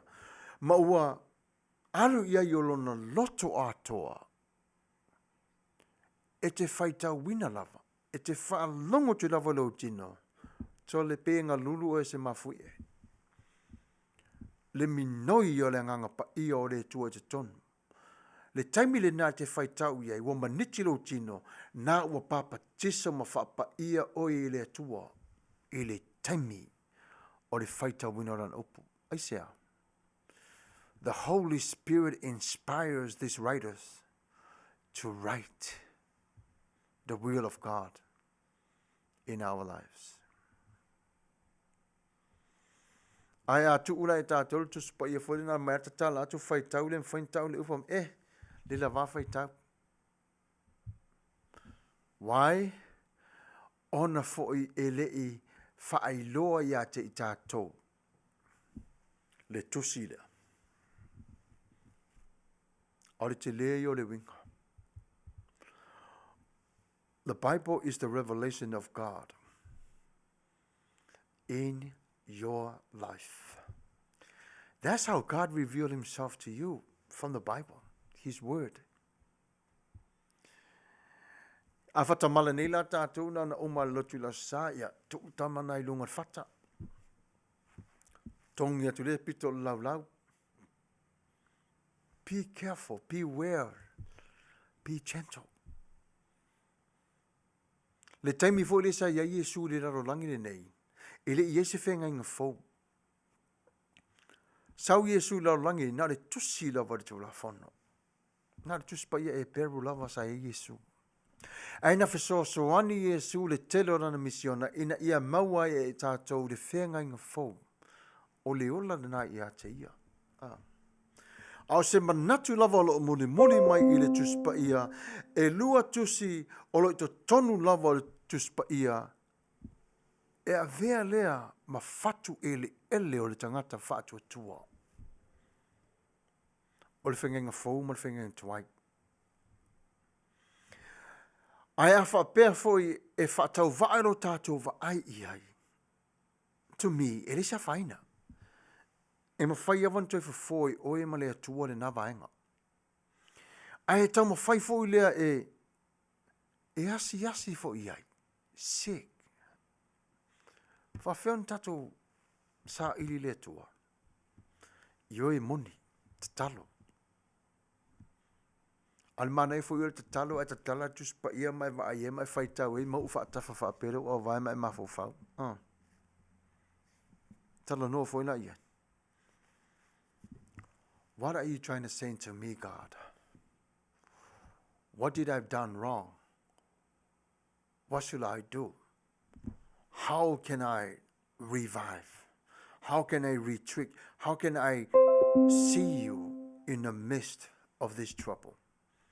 Vai le tua tu saola vai le tua te ole tali masani ale tua pe tala noi whapena. My pastor Samuelu, it's none of your business. In a way, I'm putting this way. None of your business. It's not your battle. Then I cast, okay, fully trust na tu ule le tua. Ai te whaalongo ina lava popo ngam whinga ta, te whaalongo fo le taua le tua le taua I le filio le rarolangi le nei. E winga ia te oi. A ore tuspa ia lava ia, o le mea lo fasili lava na tu ina mai e le tua I le tangata. Ele tangata. Ona e whai tau le tu spa ia ma e whapea whatalila. Sa tusi fo i tangata pei o hau. Ai sa whapa ia i aile nganga pa ia o le tua. Ma wha wina le tangata. So what is missing? Before we dive into his word, why don't you ask God to bless these lips, to inspire these lips, so I can be able to read his word and let the Holy Spirit come intervene and let the Holy Spirit baptize you at the same time, so you can be able to take everything that you need from the word of God for this day. If so swania ia te oe.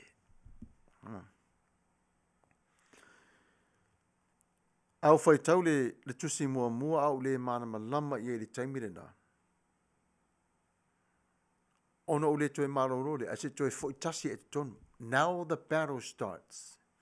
Fe tau virora le i te vai e te whai tau watu atu spa ia, o rai sa o lau whai tau, a la fo isau, fo isa tani e whanavilawe ate oi. Whai tau pe lava. O rai tūtū le leia le tua matamata. Tūtū le leia le te tei loa le leila vai loa nganga ma le upu le asau le tu spa ia. E le umia e maua le file mo. Ele umi lava e maua le filemo. Ona malo lo le o lo wanganga, ai ngā lue le nganga o le tua e whawhanga lo wanganga i le mafua anga ua ia ona tau wivie mariti ngā i ati oe. Te mine sa ua onga i le kolisi o le Nasareta. Io e tara noa lim ta upule nei. Ulewa no fi tara noa a se tu lava se isi taimi. Io e. E ili tala foi le masani e toma loa leo Abraham Lincoln. Fe mai o mele lei uma mai le whaola o le lalolangi. Ua whailo mai a te tātou le nei tusi si ilo e Lincoln tuspa ia. Le ofo tangata. Whai tau al ta maloa. Whai tau le tusi. You need to know what your God is saying to you. Every time we don't fight what to esse. It's the same way we treat our parents. We just say what we have to say and walk away. I'll be back, Mom. Okay, Dad, later on. I'll see you later.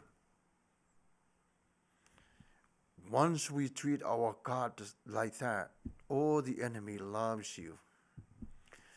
And the enemy is, well, you open that door to the enemy and he will continue to eat your soul alive, not knowing what he's doing to your life. O le whenga inga fau tunu tu spa ia, o se tusi au pito sili lea, o na lawi loa te tonu o le lalolangi. Ia ele sili, e sai lawi loa ai. O na fo le tusi muli lava lea o le tusi faulen tusi e tonu o le tusi pa ia. O le tusi le wha popo ia e tonu. Lua suma fitu. Ma le tolu ma le iwa le tusi o whengang tuai. Di maua le ono suma le ono. E tonu lava lea o le tusi ar kirisiano le talano le ono. Ai le o te lo tanu al fitu lua. O na vaile ie tātou le mafua anga tonu lava o le au mai le tu ora na fe au i tusi tā ai.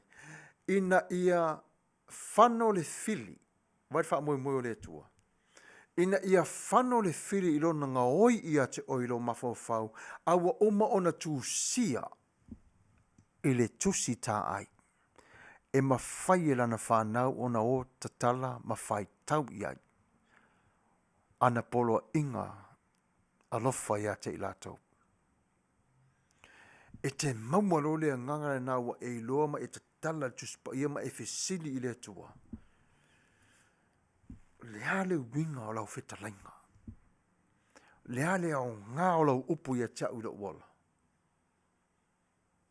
E te tala i le tua ro fatu. Ai ese o malawa le manatu o le tua i le ola o le tangata soifua.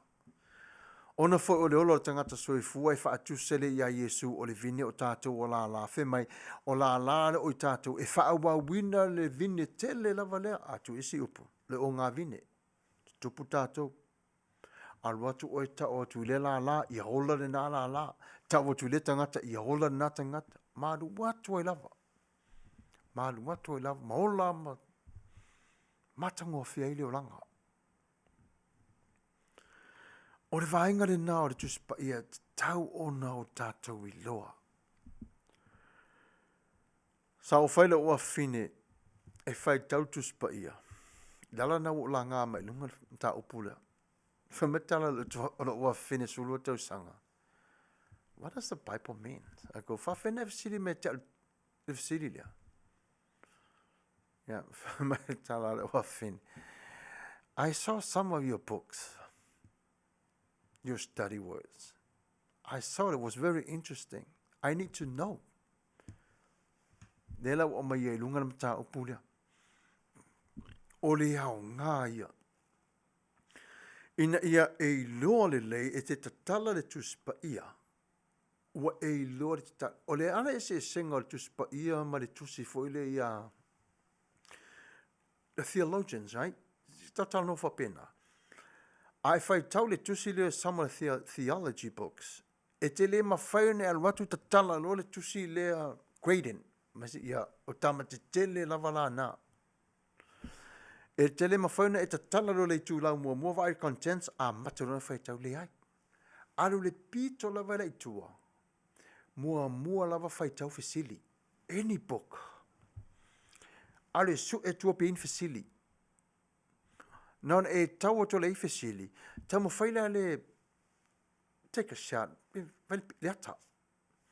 Fight tau fasili. It doesn't matter how many times you're going to read the questions again, to read again, to fight tau. Ma sani lo matai le fasili ia tua mai tua tusi. O ne iaru le lu mai fight tau mai. Vai le trick. E fight tau mai e oe le chapter mua. Alawa mawai oe le tali o le fasili lea len fasili e I. Ona flow lo le o lau fight tau. Na halu le lau fight tau. O le tusipa ia la. I le whapena. I le whapena tusipa ia. O le tusipa ia, e whai lunga o lau whengainga ma le tua, e te tatalo I le tua, a nganga pa ia e so ani mai. Lala na, once you know your Bible, you know exactly what to do with your Bible. Mua lava wala au le tua. O na saulo le nganga pa ia e wha amatala ia te oe. Ma wha winga e le nganga pa ia launga ngana, I lau upu lava olo iai. O lele na e tāu ai o le tātou I loa o le tātou tusipa ia. Aua tātou te whape ia o le sa nei, a malolo tusi le ai. Fai tau iai. O le whenga tuai, let me say this, I gotta be careful with my words here, I don't want to say the wrong thing. O le whenga tuai, na whaile mata I alapo tapa sa, o le vaai o I tātou mai I le o langa, I le vaai ato tātou I le o langa fau, there we go. O I nā le tapa sa o lo tātou vaai I le o langa fau.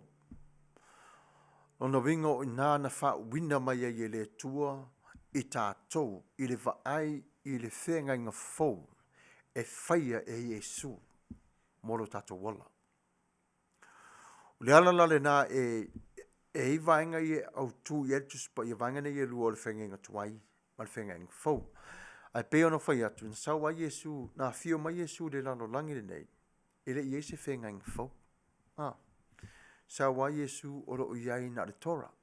Ia, o tusi ia, ma tusi o whenga inga tuai. O tusi la ia sanga lua Jesu, e whaatino iai le whenga inga fau. Ma whaatumutumu li ai le tele o wano anga e winga I te ia. A o le tāua o lowi loa. O le atua o lo o whetalai mai ate oe I lau tusipa ia. O le tāua ia. O le tāua ia le vai ia. Le se vaenga te tono o tusipa ia fo I au en tātou vavai ia. Tweet it. Whanere pui au. Pio le teu. Le leila wa se me pele I ate oe. Teu le.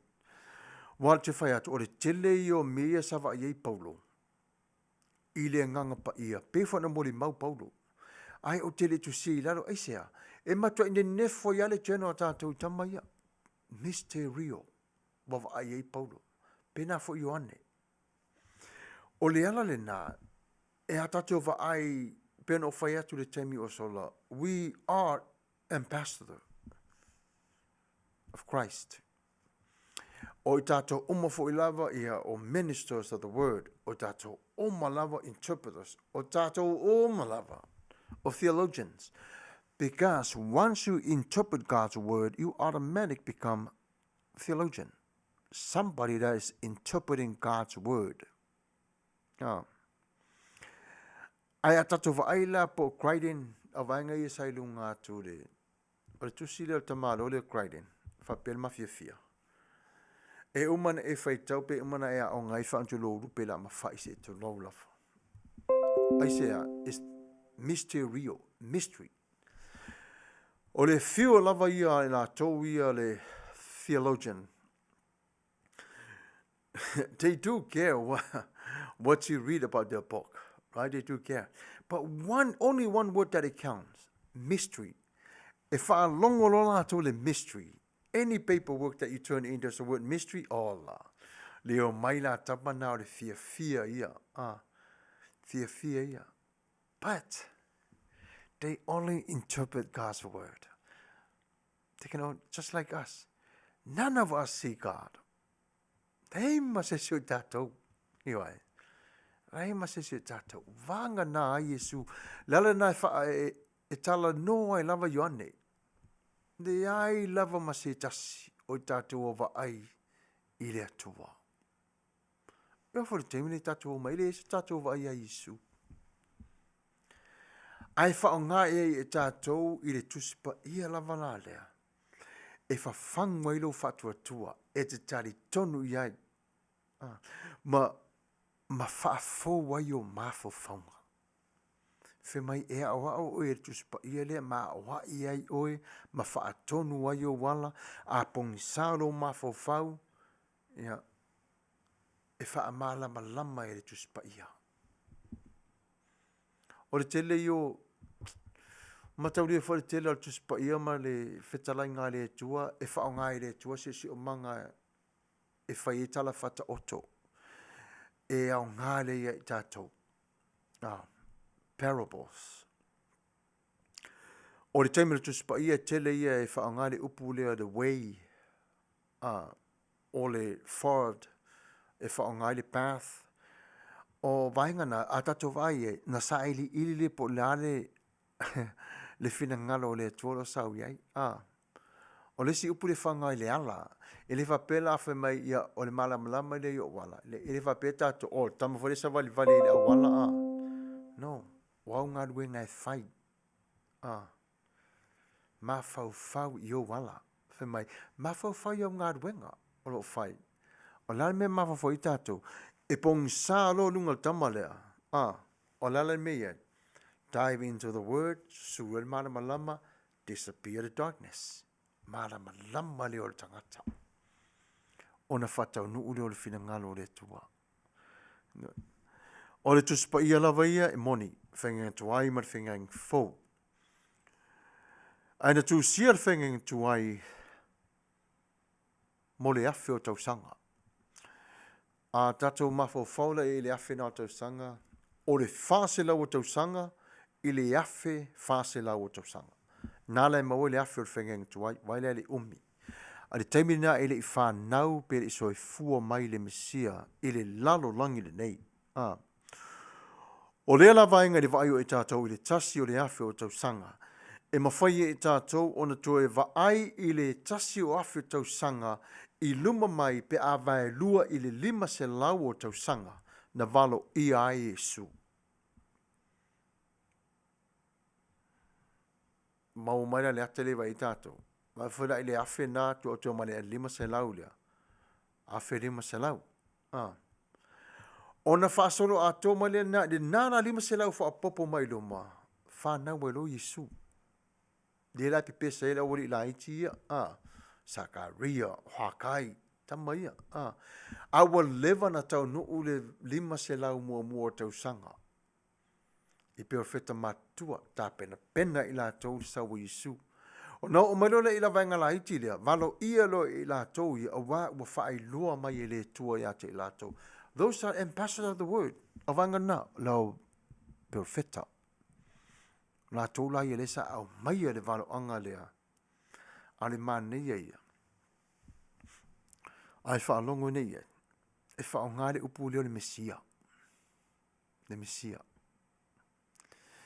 Whanau mai Mesia, whanau mai Mesia.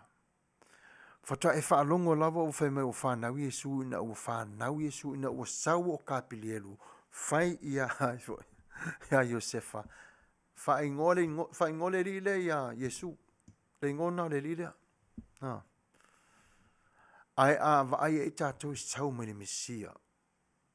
Tangata fui sau i la vea ion tangata Savior. Mua mai a Israelu. Ia na o mai le ia tātou.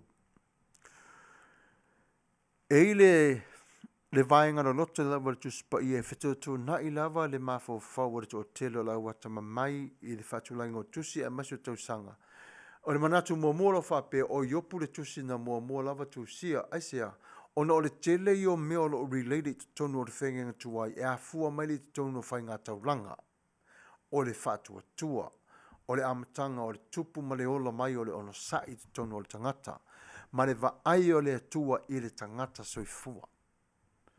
O le totele i o e li nala tau i na ai o le tusi lava i o no lai a mata i ake nese a mata mai i le amatanga. O le structure da le tusi e sia e fo i le tu fata singa o tusi nei. Now, e tusi navi e tusi fa popo. Ia ala ua tu fata sia ma ua blender ato uma te tonu le fasolongo lo iai nei. Ia aua whaao ngā ina i le tua ngā ruenga fo i rato molo tātou whaao tanga. O le au ngā le tuspa ia mo i tātou. E ma whaina tātou toi vaai i tātou i le taimi. Na sau no ai Yesu. Pena whetalai a Iesu i upu nei au mai i le whengenga tuai. O i la lea le proof a toa la lea o le taimi nanga lue Iesu i le tusi o whengenga tuai. Matau lea le taimi foi le sa o mai i la wale a wharisa i o sa ili a Iesu. A fori tala Iesu le sa foi le tau i ane. Whai mai wo tosu e su e i tusi. Nā le winga, you search the book of law, the Torah. O wā o tō manatu tō te mawai leo lai whāwau. Ai leo le whina ngalo nao le tua nā mai e tuspa i la wanga leo. O Yesu e mawai leo lai whāwau o tangata. A re upu nā mai le tua i na au mai e whi soasoani i a te i tātou. Matala noa mai ai le tua i a te oe i rau tari tonu whatu e tua mana wala. Ale manai e le tala na Yesu Yohane mtau pe 5. Ya. Fa puna to su maleva. Na mai Yesu o to su e su e tusi. A wa o to manatu e mawai o to leo la fa va. Ai. A ta ula tusi o tusi na 5. Tu la fono. Tusi e mose. Pena o le va aile na e tatou ina ia tātou i loa ai, le mānei e fo ima le vai ina mai e Yesu o lona whaonga ina o le tusi. A lona ta mā i le o langa o le tangata. A matara noa malo father-in-law. O li sala elu. E ata mai tangata. Sa whaia onga University tele leo o Washington, the Huskies.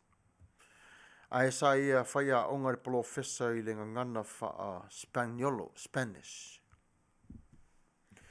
A matara nola ia Paulo. Ia Saulo. E malama tangata leo Saulo.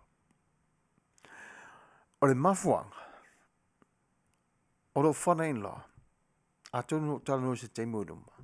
He comes from the tribe of Benjamin. O Saulo, e sau mai i le tu ainga lo Benjamina. Pipi ile le ele toto le lila to ina le. Ia amatala nola ia saulo. E mato i onofo lea mo ini o mata mo whanangolong.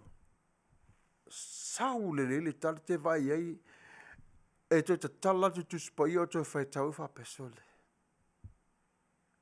Le ti ofe mai tu spai e whamai e mana tua pe lava Israel e lulu lato tupu anga. Mari tusi. Le ma whaina ngalo sole. On meo te ofo ai o le tala lava le alo whanai loa. Ma i mau pe ana maua e lau a inga. Mo le loto whaa ma ngalo. Ma i mau pe ana maua. O le winga le whamatalanga, a tātou wa aine le teimi le sa a fia ai Paulo i si o langa fau. I lana malanga fo i le sa alua i e wheroa i malea tua i tamseko. E le fesili fo i o sau te tono le tuspa i a whaapea i le mta upo le tatela no le fia file nei. E o i e monila, ai se ana le nufu whatasi ai ia Saulo. Ma le au so oio Yesu i le teimi le nā. O le mafuanga, na whaatau no wina i le atua le upu leo le salvation comes to his people first, and then the Gentile. Mau mana le winga le tatu balu tamalea. O Paulo le Israelu. Whaatau no i le atua lana promise lea le wha o le tanga o le tangata. O le mea moni lava, i le mawhai ona na nofo farisaio ma so o Yesu. Ai sea, so o Yesu i le la tova ai o tangata anga sala. Au mai lava i le tua saulo, o le tangata o le Pharisees of Pharisees, skip mai e le tua au vanga le latu te le nofo fatasi le lau lea, le ai saulo le taimi o le sasa o Yesu ma le fasa tauro, ma le taimi o le ngā luenga te tonu Ierusalema, ai ave sa o a saulo, whaaliluia Paulo, ai ave i tangata o nu ese. Waila le momolinga i le tua o le tala le o le wha o le tanga i tangata nu ese. Au mai e le tangata pito i sili lona to mai le tu la fono, nofo i vai o lona whaia onga, ma wha longo le lei, ma lama le lei lava i le tu la fono.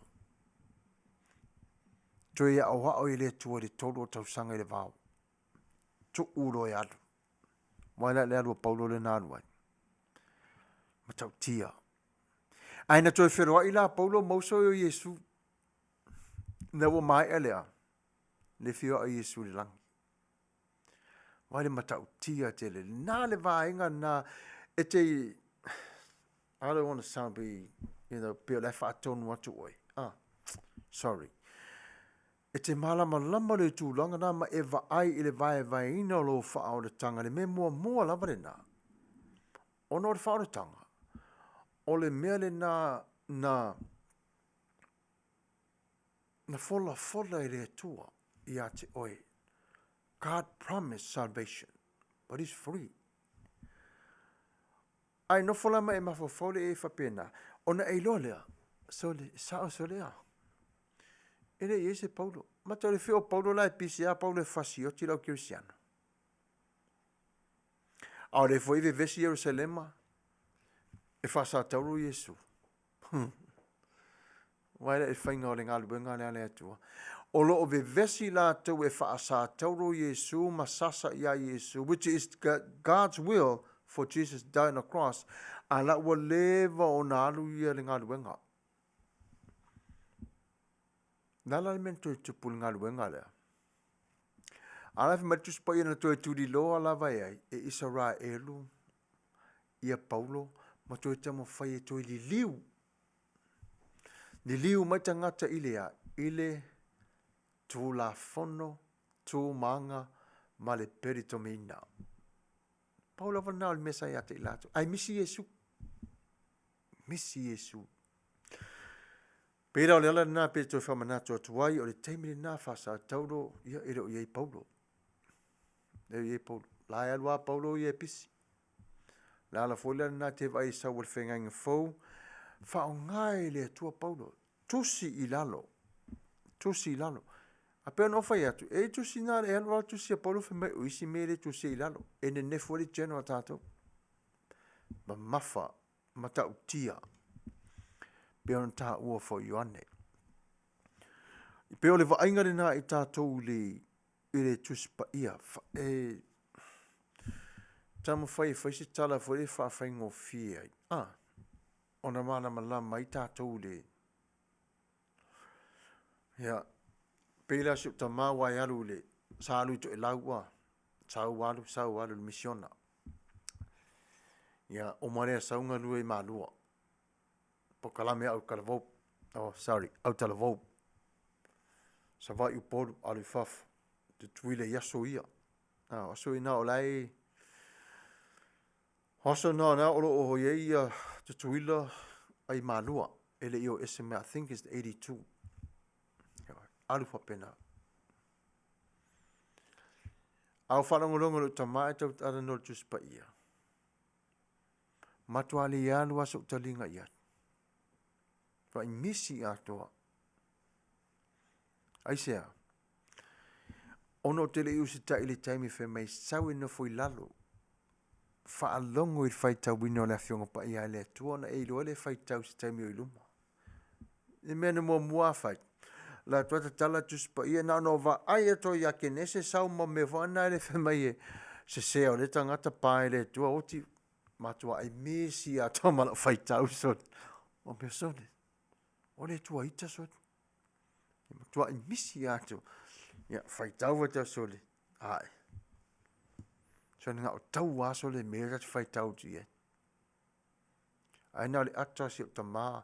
Ia o nei usela mo tua whawhine matua ia. Ia ele le la tau whaitau o maasani e. Au au ia. Nā na tau atu ala efe meo ni ia. Whaile tau a isa rai ero mai. So le whioti ne tangata pe so le. Mai le molo ta maa. Nāla wa eva ai i ai. I le tala anga o le tua maon tangata. Lani tala angari ina le whioti tangata. O le alofa le na o le tuana tangata e a wao. Ma o wa i tangata mai le angasala. Ave ese mai le alu o le loto i mea o le lano langi. Ai wha mua o i o le tua. Mai le molo tama ia au e saanu le whaitau lau tusi. Ona a mata le lau whaitau i le tusi a Ioane. Nā no whaitau o tua Ioane, ma nei a lo whaitau a. Ano na o tua isi tusi ia matua ne nefu wale general tama. Nā le wingola tala. Te lei o le misi o nā lo tamai lo o langa. Ai le o matua nei. Le o a mata o nā o ngā. Le la o te whapea tua. I le o ngā mo ia. A le o ngā mo oi maa. Mo ta ua leo lo toi le laro langi de nei. E mana ia le tusi. E au ngā fu ile e fotua i ilo tōtou mafau fau ma toi tā pena i ai ilo tātou o langa. Ai a tātou tūni ma tai pe lava pero wheta whengenga tua ia. O le la tau lava le wha moe o le mesia la veai le laro langi. O le la tau ana wha moe. Mesia la veai le laro langi. Wafo wala tau iloa. E ngata fo i le la tau ngā duenga. La tau iloa. O na wa fola la mai le tua e a mata mai lava ia au tau le ngā duenga o le wha alatanga. A o le foi la ino ese, mai le tua. Ona so o tua ile tangata no ese. Nana fe mai tusi fore yelu. The time comes I will pour my spirit on all my children. Pe au mai whaatasi o malava. Le laro langi i a te ia.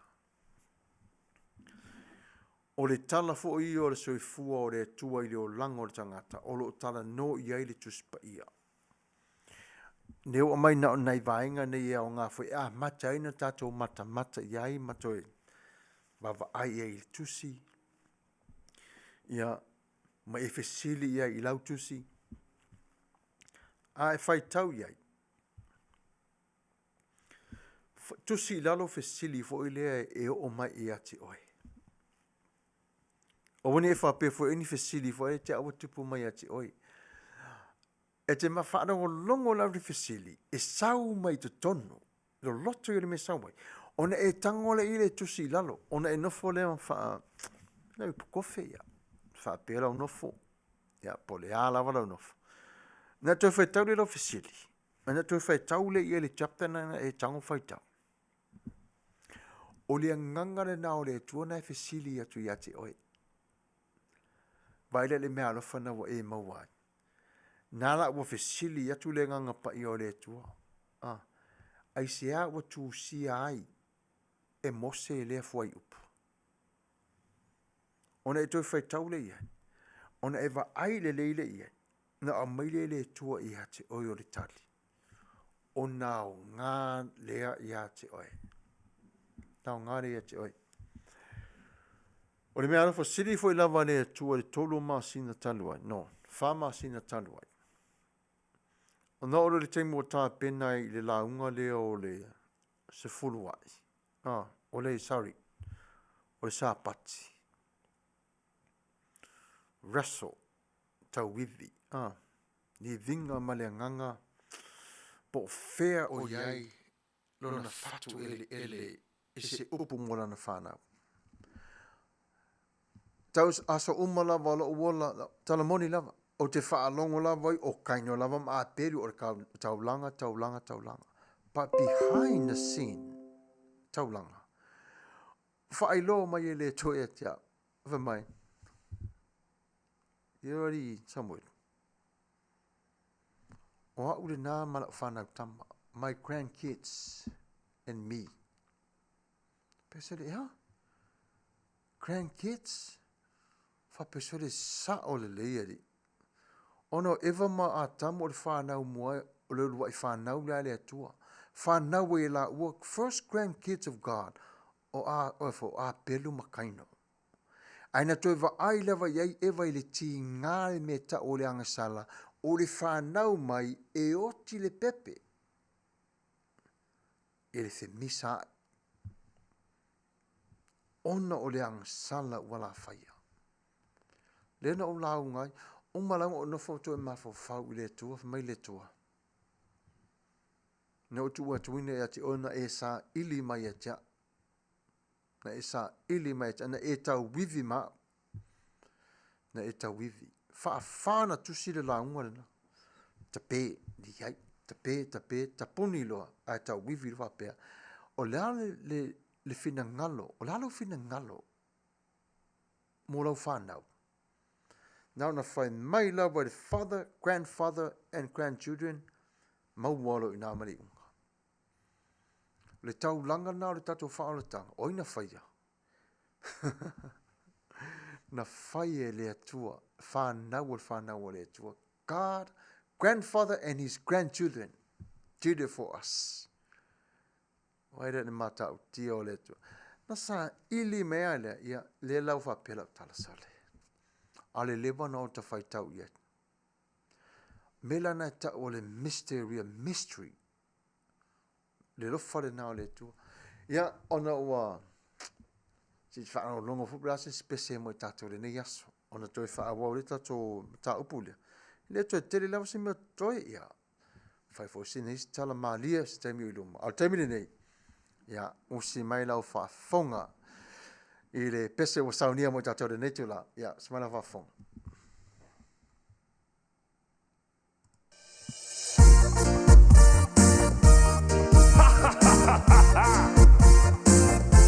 Most of the wrong.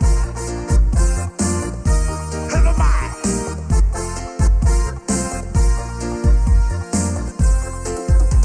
Se anu ile ringa wa etefia sifi tutu seta uona ba uele ali ta ilua ba eta ilua fo ilima awala etefia tama fai figa na se fa utuanga mole au talambo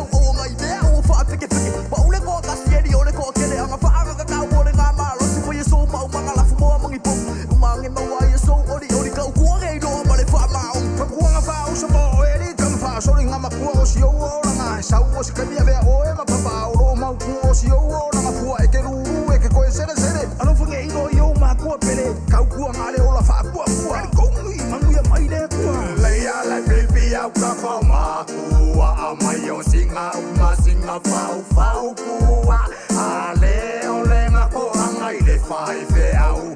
O ye ki makamawha ala e au. Vai a wha pe ngā Manuia lo wora. Kau mamao e mama la mangi pua puanga. E lea oa i e lau pua ka mawhainga.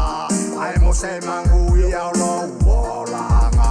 Se alu i le ringa awa e te fia si fia tutu se ta ua na pau e le alii. Ta ilua va e ta ilua fo i lima. Awa la e te fia ta mawhai fika. Na o se pau tuanga mo le au talambo. E pa i le lau fau fia fia tato. Su e saunga luenga mo so pa u falao. E o mai flea su ma o ma le mangava.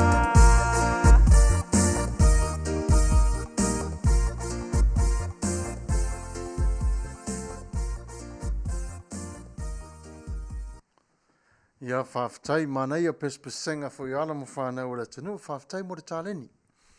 Manai a re whangaina ora tō tāleni, ia whawhtai le tua whaopopo tu pē le tua ia te otore tu mai, ia poto, ina ia mata ngofi ai, ia re tau wina o lau tō tāleni. Ale taimira nei, o ala talata mai o re taimira tātou te am wha mawai ai. Ai le mo whai ona tu ua le tātou porkalame au noa, mo se upo mo tātou te whaamawai ma te ai le nei tū la fiafi. Let me talk to you about the title, A Warning Light.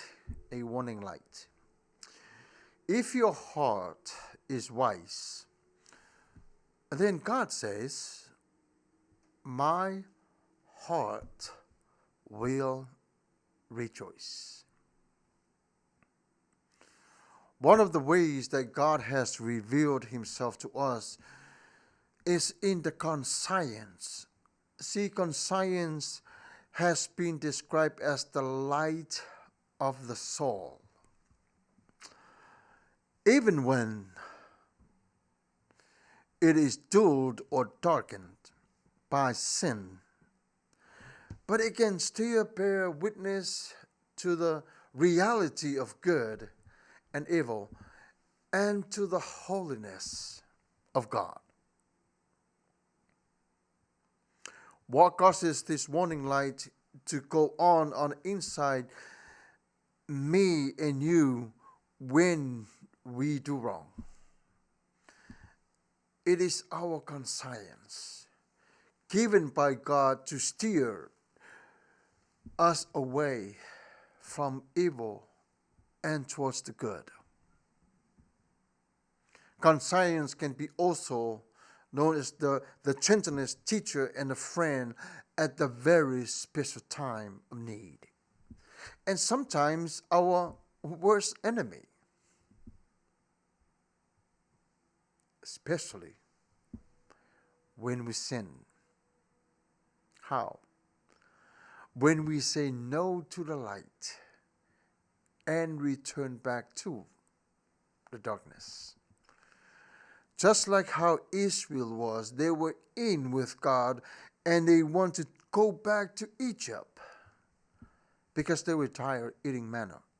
Really? And I hope you're not tired being a Christian living on this earth so long, thinking that you don't have no hope. Please don't let the enemy lie your soul.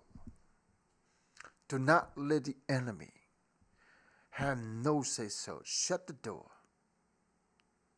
Do not let the enemy in. But the scripture says, man's conscience is the lamp of eternal. That's what I love what David says. Your word is a lamp at my feet. In other words, conscience is God's lamp within the human life that help us to shine our mind to his fullness and love. And then 1 Thessalonians chapter 5, verses 11, this is what it says. So encourage one another and build each other up just as you are already doing. That is the uncommon community that we're living in. Encourage one another. There are times that people will not understand you. Times people don't understand the will of God in their life, and they don't understand themselves. That's why it's always good to ask questions. Then something holy happens around the table when everybody sits together and just to encourage one another instead of tearing each other down. See, the tongue or the mouth is to encourage, to love, to lift each other up, but not to tear each other down, not to cause trouble between the brother and the sister, or the sister and the brother, or you and your family. So what happened in the church if we all have a divided tongue? It's just like a table. How you take the table down? Take up one leg at a time. And then the top, just slam it to the ground. It's the picture of our lives. When we let the enemy in our lives, and that's what the enemy is going to take. The legs are the strongholds of your faith. That's what the enemy was. He wants to take away one leg at a time so you can fall flat, face down to the ground. But it's not going to work, right? Because I know Anosi and I know Puava and Ulufale and all of you guys, Vai, Talapeli, Soli, you guys are not going to let the enemy do that to you. No way. I know that. Because we are born again children in the Holy Spirit. But at times in our life we're dealing with is no accident that hostility or hospitality in a hospital. Nothing. Just no. See, accident happens when we don't think right, when we prepare ourselves for safety, when we don't seek the safety first and how to leave here to get there in one piece. Hospitality opened the door to uncommon community, that it brings us together. And then the same Thessalonians chapter 1, rejoice, always pray without ceasing. Prayer is an essential part of a healthy Christian life. Just as omitting an essential vitamins from our diet will make us physical work and give us a strength. We need those things. But the Bible says, pray without ceasing. It isn't enough to get out of the bed in the morning, quickly bow our heads and say, Father, I acknowledge your work today. I believe what you have done for me. Now I'm awake and well. I'm ready to face my call for the day. If God gives you only one thing to do, that's how much God sees your strength. And God wants you to nurse that as a baby and grow it. If you have to carry it the next day, carry it on the next day. Just like you're nursing a baby. Start with soft food. Soft food. As soon as they're growing teeth, and then you go to the little bit hard food. So they can chew on. Christian's life is like that. It starts off the baby when we start chewing on God's word, and then we became adults. We don't do what we used to do as children, and now we do what we do as old men in the body. Because now we know. See, but the enemy does not want you to know that. Instead, we need to Set aside specific time for God. Speaking to Him in prayers and listen to Him speak through His word. Fai tau lana tuspaia tala no iai ili tuspaia. Au isi tuspaia lau telefoni, now download tuspaia. Alo iai tuspaia Samoa ilunga ole laina. Tu ui lau telefoni, fai tau iai. Same thing. Fai tau, a lot of people say there's no such thing a holy phone. God gave us phone for that purpose, for reason. Whaingo fia I tātou o na communicate. Whaingo fia I tātou o na maua o ia. Tuspa ia o le tonu o telefoni.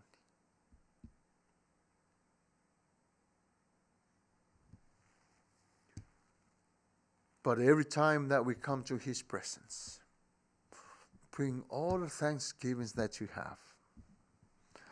O le alofa le nao le tua ia te oe mao. He says, take aim, set your minds on the things above, not on earthly things. Why? Because God is first in our life. Allow Him to change your life. Make Jesus Lord and Savior in your life. Ask Him for forgiveness. The promise of that new world, however, does not mean that we all leave the present world as it is. No, if you read the Word of God, it says, you are here to fulfill God's mission. Right? So in a way, Jesus took you off of the world, suited you up with a white cloth, so you can be the ambassador in this world. Let's bow our heads.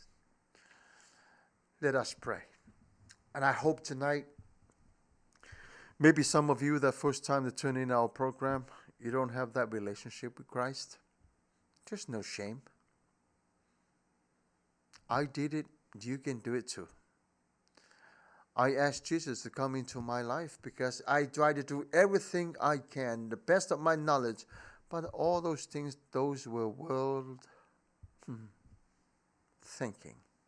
It didn't work. But when I surrendered to Him and I said, I'll make you my Lord and my Savior, would you please accept me of who I am? He took me in, follows me. And then I say, Lord, one thing I want you to take away from me is the taste of the alcohol and cigarettes. And He did. All the other things fall into the place. Let us pray. Le tua lo mātou ta mapa ia le matango fio lava fio, vi ia lava oe whāwawa lava. Wa tanu mai lo mātou nei pol kalame, i le taimi whātou langina. Ai le mawhaio na ngalo ia te I mātou le matango fio lava fio. E te teu te wina I mātou I lau upu, e te whaalava lava ia te I mātou I lau upu. E te whamanino fo I o mātou māfu whau.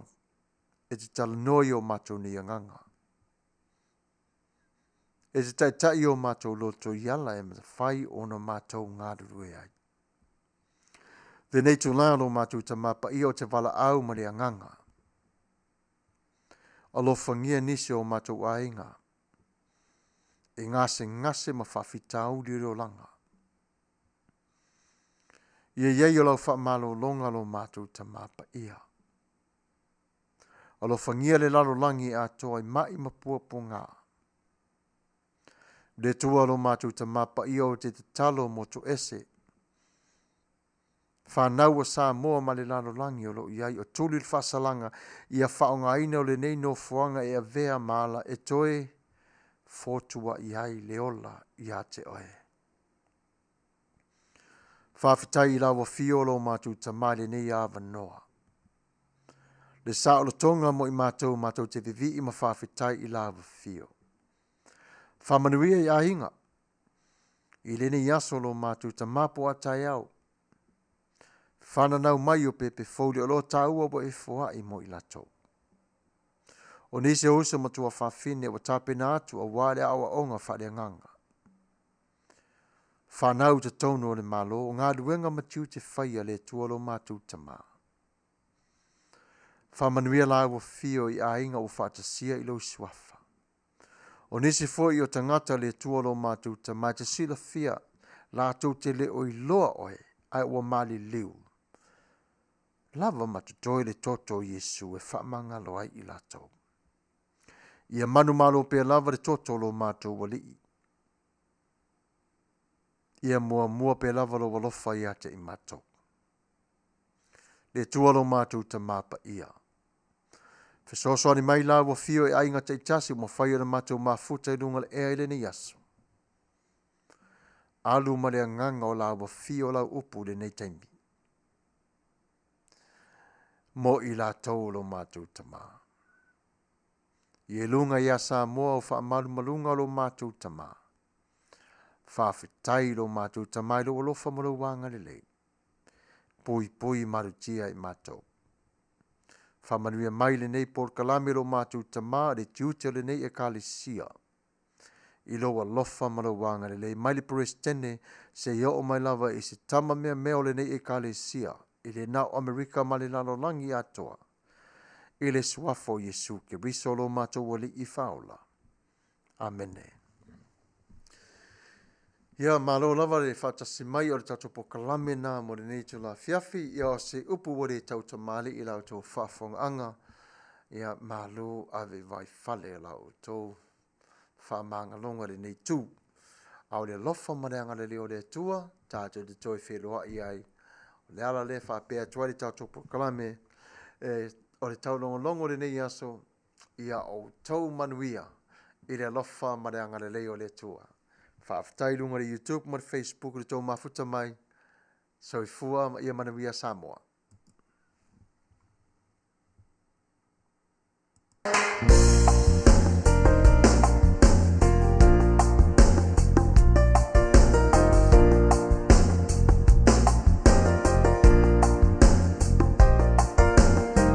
Saini umay ya hitinga. Onile ang silo na faingata. Talema fayo na tete na oloi mata. O te sili foya te amu. O pelo ponto malo umalosi. O te atua I matangi mafa. Matangi mafa. So se mea etele mafai. Lo le mauto nu sa le vai vai. O wale popole na ya feta lang. O to uma wetinga ina o mai. O a uke malolo ai. Le ali lo matai. Se te sili solo itangata. O fea e au so dedi mama. Aule au na le atua lo tawalanga. Oile tu ai po wai tamai. Po au elefa apongai. Uasili leo si e mapuai. Oi se tali mai. O se mea e te le mafai. Lo le mauto nu sau le mai vai. O le popole na ia feta lai. O to uma wetina ina o mai. O au e malolo ai. Le ali lo matai.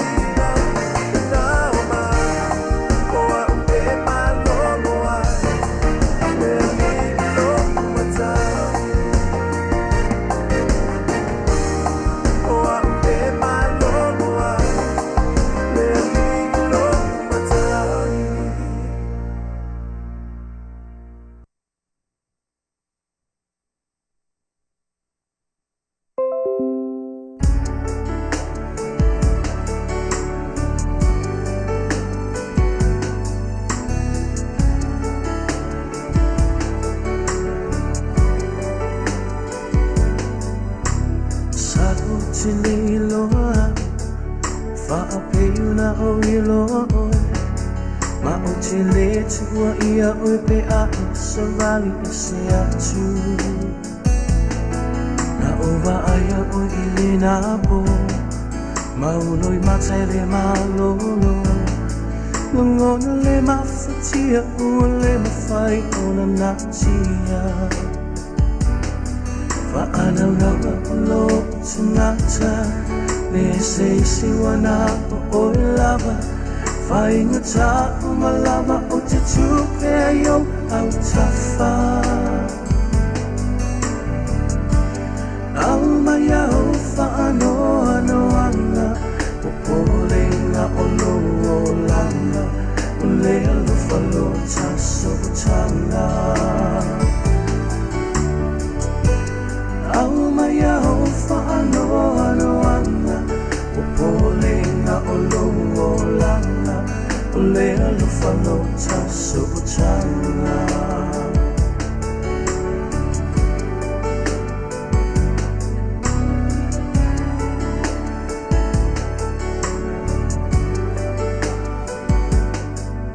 Aya oi ile tulimanu ile tiny ya o savaniati falling fa anono malele mautinoa ele mafaio na fa analo se taunu ungole ao o mai I say a ea ua esolai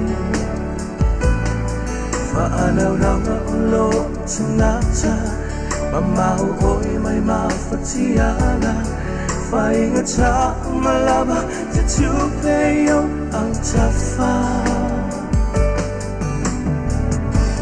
Almayaw faano ano Pupuling na ululang Ulelo falota sutanga Almayaw faano ano Pupuling na ululang Ulelo falota sutanga Leale umiyo te whaatali ai Se awalaw te alu ese ai Se abangoa te manawai Sa siri ai o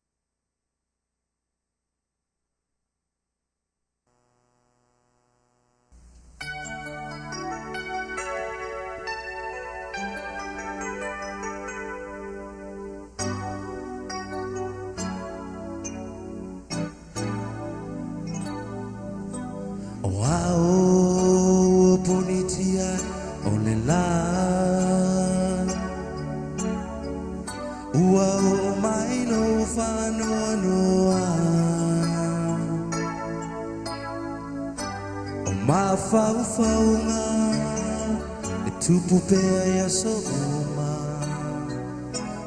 vai no tino tanu ai o e sunga olo alo faile ngata mai sei ronga ole o tina te mawhai ai tuia e saula wa o se aso e mawai se talina yo manao tu ole langi se ta mai se ia ole sami se tala no mai ua motole la saule pongisa ua lino atu ai o folina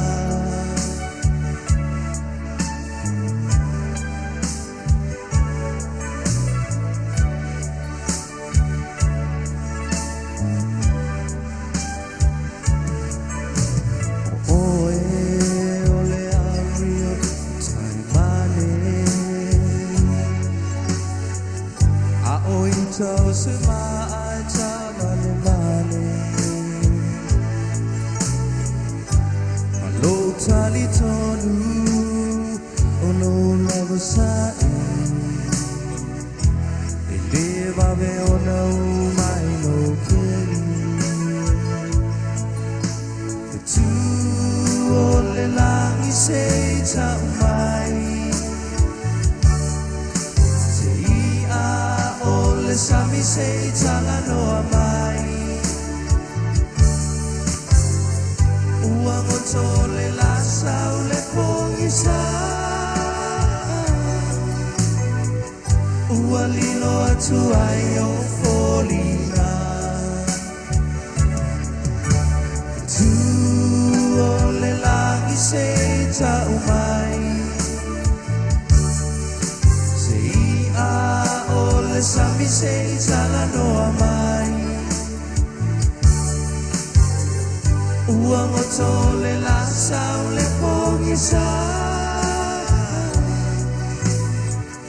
ua lilo atu ai o folina ua lilo atu ai o folina ua lilo atu ai o folina ua lilo atu ai o folina